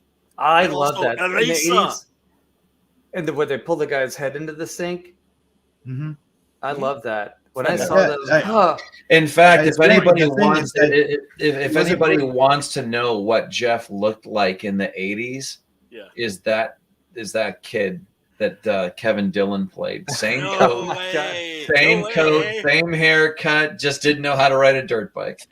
One of the things in there that I don't like is I think that kind of didn't help the movie because I thought like overall like it was a great casting. But they tried to make him like two of the swashbuckler funny instead of being Conan. They trying to make him too likable, like a bit more. I agree. Funny guy, a bit more like It's not a great movie. It's just like it's okay. It's like okay. And I'm sorry, like the bad guy was a bit like edgy as hell. Like even though the actor was good and Stephen Lang. Yeah, but you're talking about what's her name? Conan the Barbarian. The name that did the That's daughter a piece again. of shit. McGowan, Rose McGowan. Rose McGowan. That shit was shit. Horrible. Yeah. I mean, I knew that that movie was going to suck because I saw what Marcus Nispel did with Pathfinder. And as I always say, it's just like I watched the trailer and I was like, okay. Yeah. But they won points with including magic for once. God damn it. I know.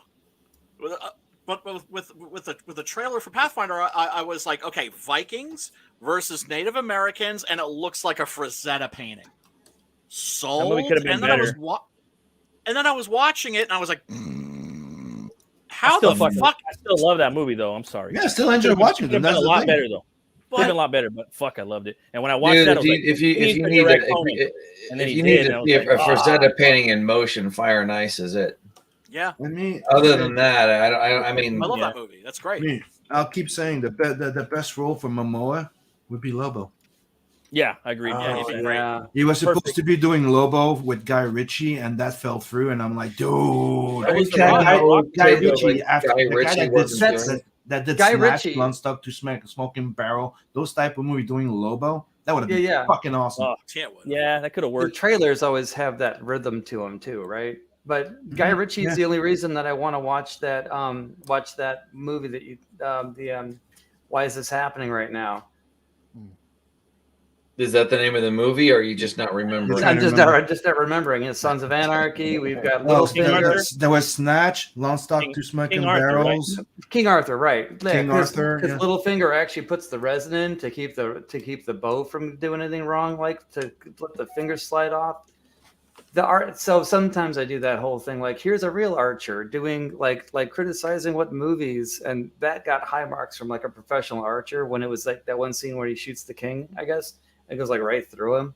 He's like up there, like Littlefinger, like puts his fingers in the resin so that when he pulls back, and my wife likes all those kinds of movies. She likes all the Robin Hood. She likes all the like Canterbury Tales and all the, all that medieval stuff. Or me too. Like I'll go out and buy all that shit. There was another one called Medieval that came out with Ben Foster that went right under the radar.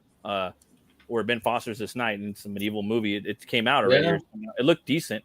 But like for me, like I'll buy any fucking movie with swords whatsoever. I don't care the year, but I don't do it anymore. But I would, and I'd watch it, and I like things from. I think Brian probably would too because he's a fucking weaponsmith. But I'm gonna get my sword. Man, You're right back. Are you allowed to show that on YouTube? Are you guys gonna go watch Black Adam? I don't know if I'll go watch it. Like I'm happy that like The Northman is on Amazon right now because I heard that was amazing, and I love that movie. You either love it or you hate it, though, bro. And it's not a big. I'm gonna end up loving it because it's like a heritage thing. It's a heritage thing. You know what I mean? It's Hamlet. So like, is it okay? But there's a badass sword and sorcery scene in there. It is a sword and sorcery movie. It's Viking horror. It's a I heard it's a horror. It's like a horror movie. It's filmed. There's a lot of takes. Like there's so many good like juicy little berries about that movie. I fucking love it. I just watched it on Amazon too. Look at this geek. Look at that sword, Look at that bro. shit, man. So my coworker's daughter was minimalizing everything. She's like a minimalist now. She's like, I don't want this, and I helped him move her. So she gave it to me. Made me think of Thundercats a little bit. Yeah, no, it's really cool how balanced it is because I mean, you can hold it up like with one, but I gotta clean it. I don't know if you can see it's marred. It's got some. I need to like polish it up. Dude, I'm jelly. do you still have that walking stick? Yeah. Check this out, man. You got to check this out. This walking stick. And when Brian gets back, you got to see it. I got been painting all day, so I had to move all this stuff out of the room. I got to go to the other room and get it. All right, be right back. Dude, his ex-wife does mannequins and models like that. Okay, so like a whole collection of eyeballs. And the way that you get the eyeballs to look in the same direction is like they have this thumbtack in the back of them so that you can like move the eyes in the right direction. Sweet. Yeah, show them how like this thing just happens to snap into this one piece of wood naturally. Don't blow it. Hang on, I'm not gonna, but it's just one of the coolest things I've ever seen. So this is this is a stick that I got. It's actually a tree trunk that I pulled out of the ground and it's inverted. So let me get this out of the way. It's got some some decent knots in it and stuff. Hang on, there we go, like knots like that. But then you come down this way, and you got some of this cobblestone I carved in with oil paint.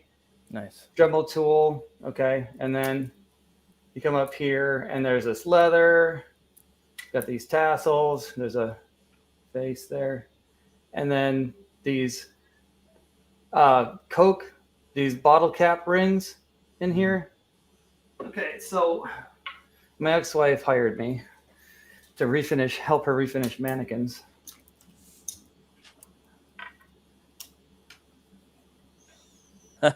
So it's got that little crazy. Yeah, so you just like hold your hand up there and you stick it. No, man. Make it like, look around. Like make it look at Matt. Well, I don't. He's way up there. Hey, he is way up there. In fact, there. That looks good. Like, hey, wait. Who's that? Where is that? Who? Wait. The Eye of Odin. It's Odin's the Eye of walking Odin. Is he back? Yeah, He's show back. Matt or show Brian like that and make it look at Brian. Hey, put him in the middle so he can look at everybody with that. This is that, and that's the whole. Oh, yes. Yeah, that's the whole Brady Bunch. Yeah, there you go. Whoa, That's crazy, So- man. badass. I know. I love that shit. I used to have a brown one too. So it's You my get mom like got all that kinds of picture. cool eyeballs. They're like a cat eyeball or a snake-eyed goat with that weird-looking pupils and stuff. It's nice to bring to Renfest. So did Brian Oh, see the man. sword? What? Oh, are you packing? You're packing some steel? Whoa! Awesome, I'm man. sorry, they're cats. There we It go. looks like the sword from the Thunder. Conan TV series Okay. with Ralph Mueller, the new Conan. The German Conan. That's heavy. Well, the other German Conan, yeah. Right? That's heavy. That is a solid half-pound. Did you make that? No, it was given to me. Actually, I lost a gem. It's hot glued in here. I gotta.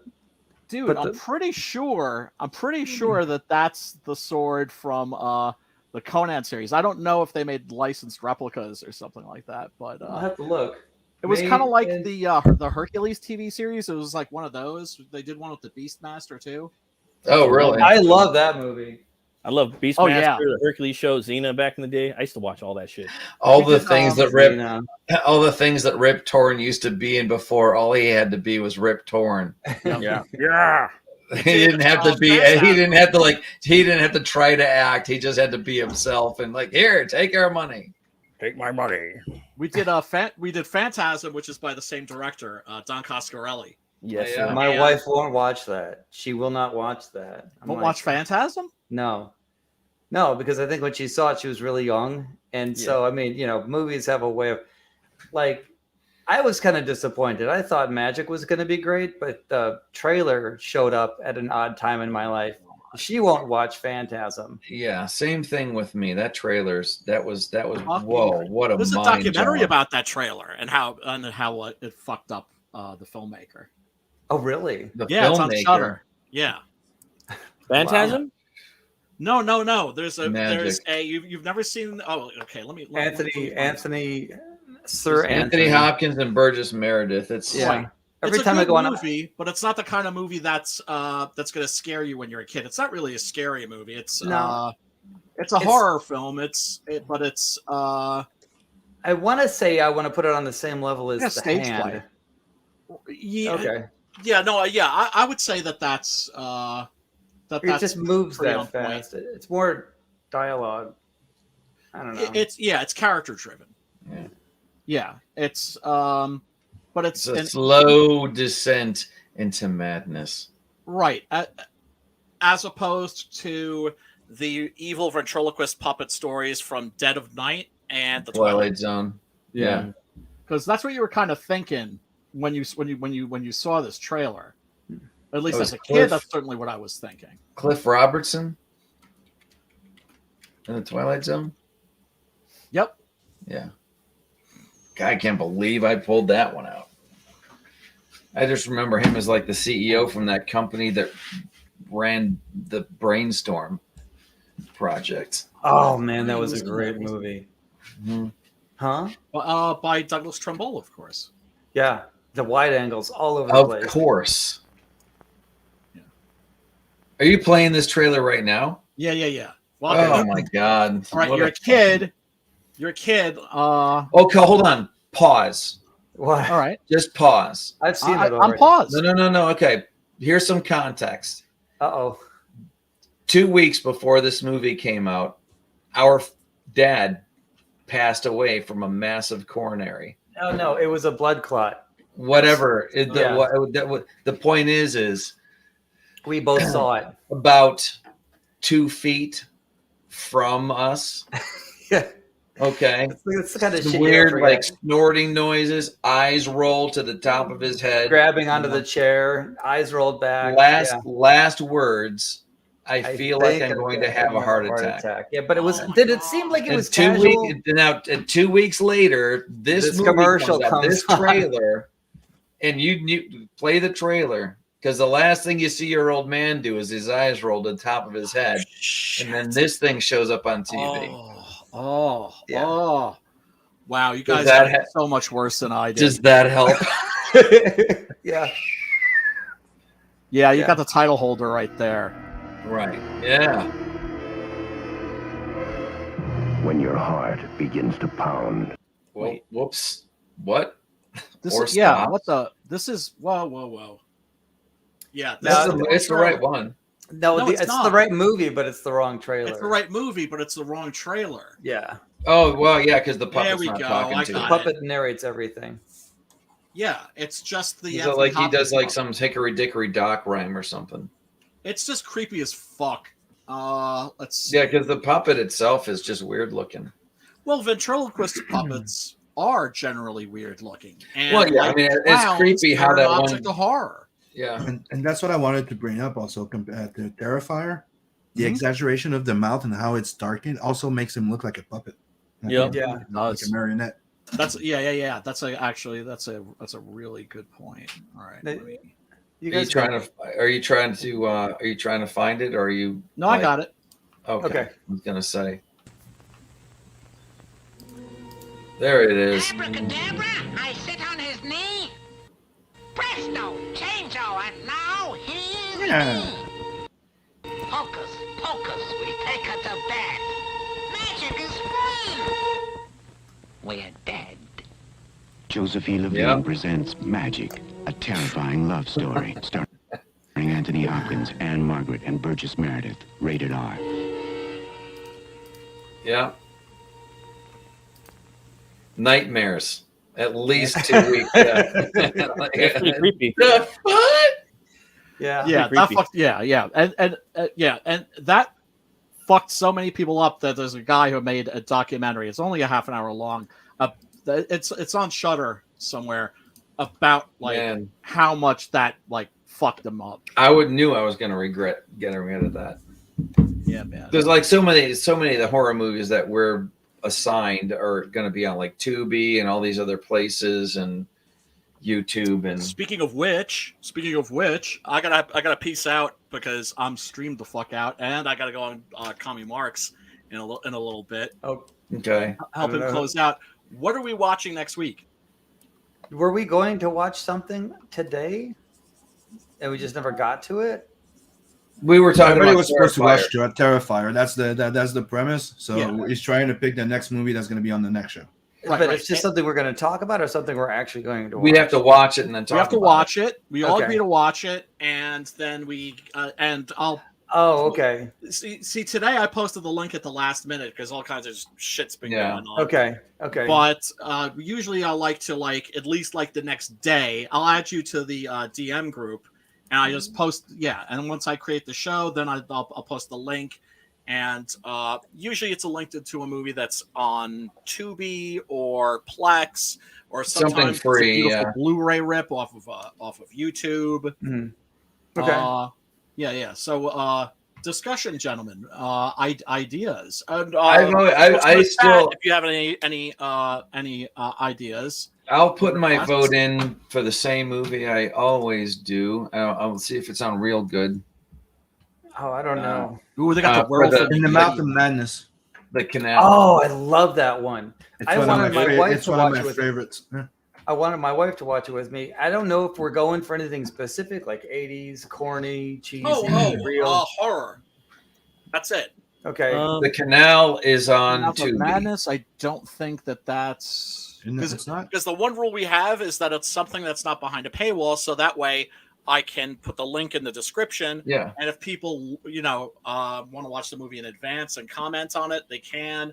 You in the say chat. that, but the last link you shared was behind a country wall. Racist YouTube. Oh, I know. Oh man. VPN, motherfucker. VPN. Well, I can't wait to be That's proud what of my VPNs are leader for, again. bro. Yeah. In the Mouth of Madness. Yeah, but that's my vote. Same vote as usual. Well, what was yours, Dave? The Canal. The Canal. Okay. Mhm. Yes, which is good. Have you seen it? You've seen it? No. No, But- Brian, you've seen it? Twice. I saw it twice too. Yeah. And the second time I was wanted standing to behind you try the to whole show time. it to, like, the first time I watch it, I make it through, and the second time I watch it is to show someone. So, Brian, how do you Because I'm like, know? this is the most. When you look for a movie, how do you determine whether it's behind a paywall or not? Where do you go to find that? Oh, out? I go to Internet Movie Database. Or And you check watch IMDb. options. Here, I'll give you the link to this, Jeff. I'll put it in the private chat. This is a great site. It also has an app. It's called Real Good. And Okay. it will, but you basically do is you edit, you sign up and you edit all of the, if you have Disney, Netflix, whatever, and then you include all the free ones. And then whenever you go to look for a movie, if it's streaming on one of your services, it'll tell you. Okay. That way you don't have to look through each one. Okay. So that's on the private chat. And it's actually going, wait, did I do that right? Yeah. It'll go to the Canal and show you where the Canal is playing.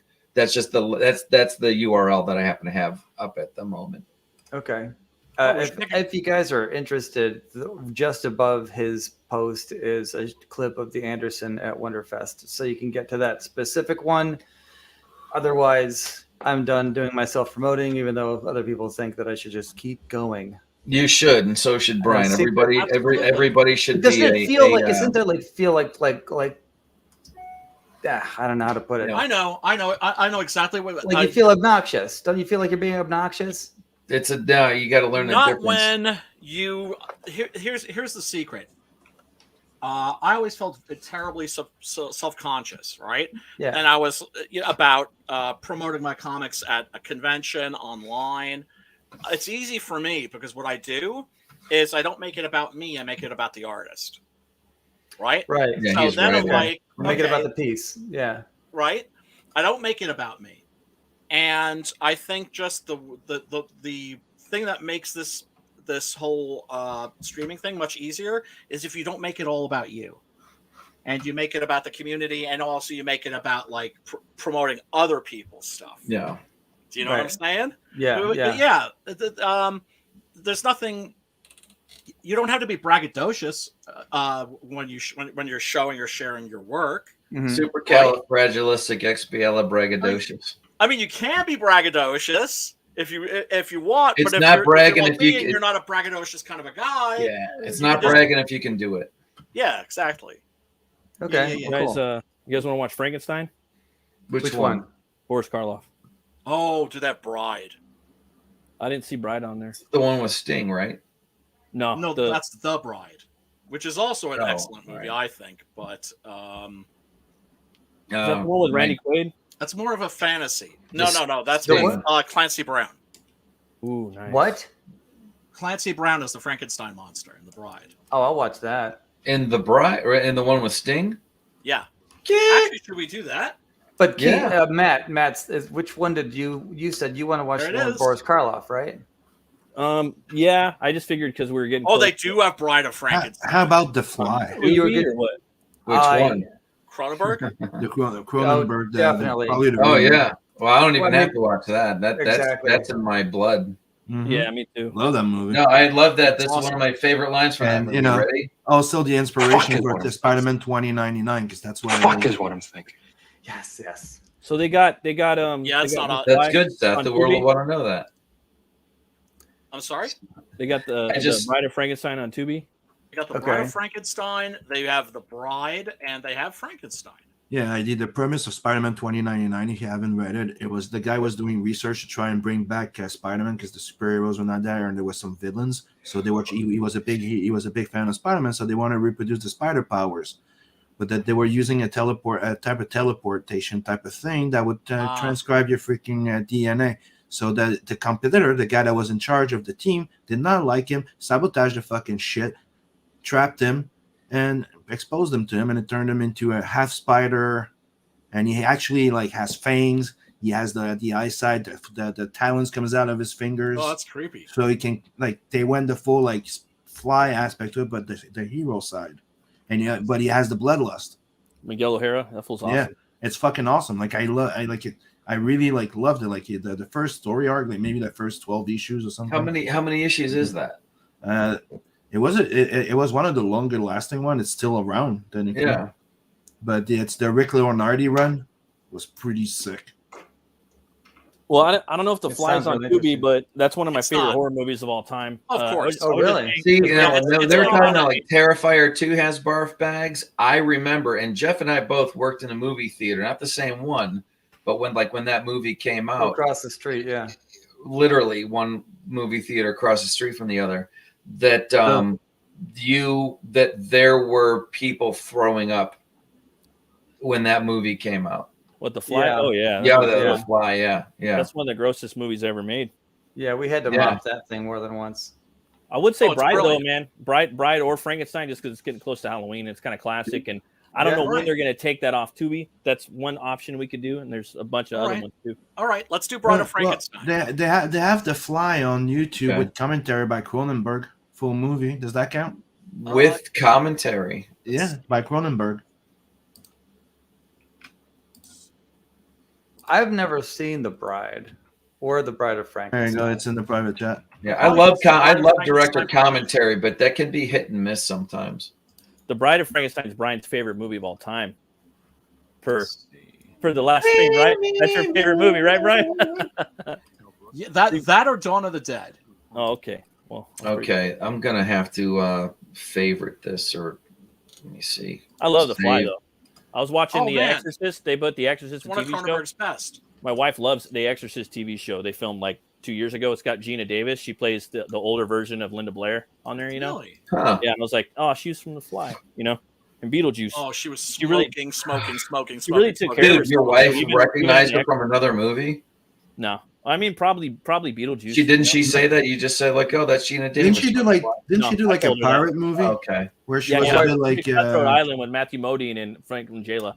I love that one. That movie was fucking awesome. It's they came fun. out around the time that like which one was that? Monte Cristo came out. Cutthroat Those are Island. Only pirate movies in the 90s, man. I really enjoyed that. I seen that in the movie theater. I remember that's what they should have brought back instead of trying to just change Jack Sparrow into a chick. I never right? liked. Yeah, dude. Yeah. I never got into Matthew Modine too much, but I figured they might have cast him because he's tall. Yeah, he was and cool. I think they probably had her in heels anyway, so you got to go. She was married to the director at the time, Rennie Hart. Oh, really? And then she was a Victoria's Secret good, mom. Dude. Long Kiss Goodnight was a good one. That's one of my wife's. Long Kiss Goodnight was good. That was Samuel F.U. Jackson. Hey, real quick about comics. Look what I got yesterday, guys. I got that downstairs. I got that downstairs on the bookshelf. I got it at Book Off for fucking $15. This is huge. Is it the first printing? That's a good deal. Probably, I don't know. I think Jeffy, you're really gonna love this community because there is a lot of got it. Inside it's 5300 right there, so it's got to be the 5th printing. Okay, but I'll look at the front just to make sure. But usually that's those 5 little digits up on top. That's where the only thing I don't like about that book is how it sticks out from your bookshelf in like a weird way. That's the only thing wrong with it. There's a couple of independent comic books where they're like, it's going to be this size. It's going to be a bigger magazine size. I'm like, it won't fit in my other box. That's fucking awesome, dude. I love it. My next book is going to be like this. So that's specifically why I bought it. I fucking love this Zack Snyder movie. And yeah, this movie's fucking tight. This book is tight. And my stories, my pages that I'm drawing for my next book, Hell War, it's set up like this. So I can't, when I'm doing storyboards, I don't storyboard like this anymore. I have to storyboard like that. So I need to fucking go back to the Frank Miller well again. Like I did 300, and I fucking love Frank Miller, man. But yeah. I mean, that's what I thought was interesting about that was how fuck you it was. He was just like, I'm just going to do my own format. It just comes out in the format that it's meant to be in. So Matt, will it fit? I have no idea what I'm doing. I haven't even learned the skill yet. I actually have the original. Let me ask you, Matt, will it fit in a regular comic bag, but the saddle stitch will be either at the top or the bottom? No, it won't. It's going to be 12 by 12 albums. Oh, okay, all right. Kind of like a French comic. Kind of like an album a little bit, like a vinyl. All right. Yeah. That's where I got a lot of my inspiration, man. You go into the record store, you flip through all the cool album covers. Asia. I mean, I would never have listened to Molly Hatchet unless I'd seen that shit up. Yeah. Oh yeah. Not a chance. Yeah, man. All right, fellas. Hey, check this out, Brian, before we leave. What was that? Look at what I'm working on. Oh yeah, hey, you're share my screen too. Oh, that's tight, man. I threw up a JPEG to Julius earlier Clip today. Studio. That's Clip Studio. Yep. That's cool. Thanks. Share my screen too, real quick. What do you got there? Brian's like on the phone with his other. Like, I'll be right there. Yeah, that's I love that. First, second, and third panels. That looks way. Trying to figure out. Better. You know, I'm usually I don't do very well throwing things in black, but no, that's good. Yeah, I didn't know that it went from what I saw to this. This is the panel on the right. Yeah, I think would make a great cover. Your other right. Top. Right. Your other and right. then this. Oh, he's not even paying attention. That would make an awesome cover. I love that. This where the can you see him at the bottom there? Yeah. Yeah. But that's the thing is, I need to move this over. You don't see him immediately. You notice him though. Yeah. Well, right, and that's the thing. I'm like everything's like I'm not used to putting everything in the dark like that. But well, you're still figuring this shit out, dude. Yeah, go back over to the staircase. By doing. The thing is in the previous page, the last thing that Meat Hook does is turn the main breaker to this building off. Yeah, it doesn't go in Rambo style. Yeah. It goes in like a serial killer. Yeah, exactly. Yeah. And when was the last time you remember like being a kid walking down the basement steps where you knew that somebody could reach through there and just grab your foot if they wanted to? Yeah, the heater's off to the left, the laundry's over on the corner. Check him out. Check out that dude's left foot. Dude, I came up with a cool name. He got the Achilles right through there. What's that? I came up with a cool name for your book if you don't got one, but I'll tell you off stream.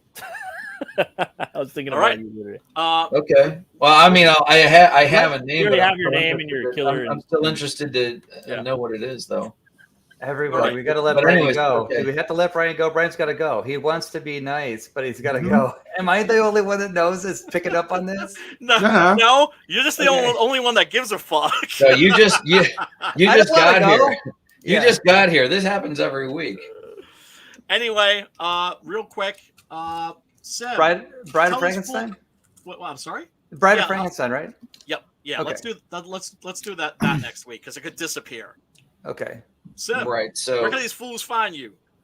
Any social media, Ming Slayer. I do my shows every Friday, Saturday, and Sunday. I do Doodle and Chill TGIF, Doodle and Chill on Saturday, and I do the Ink Slayer Art Show on Sundays. Keep missing those. God damn it.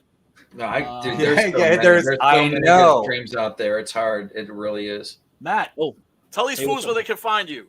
You guys can find me on YouTube at the Metal Movies and Brewskis channel. You can find me on Twitter at Roomcutter Comics. And if you want, you guys can pick up my books at butchcleaver.com. I got Butch Cleaver 1 and 2.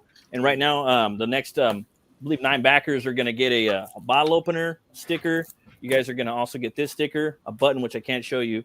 You're also going to get that poster right there. And you're going to get all these freaking trading cards, too. So check it out if you guys want. Dude, I'm telling you having me on the show. I appreciate it. And if you guys want a T-shirt, let me know. I got them right here too. So, thanks, Brian. You mean this button?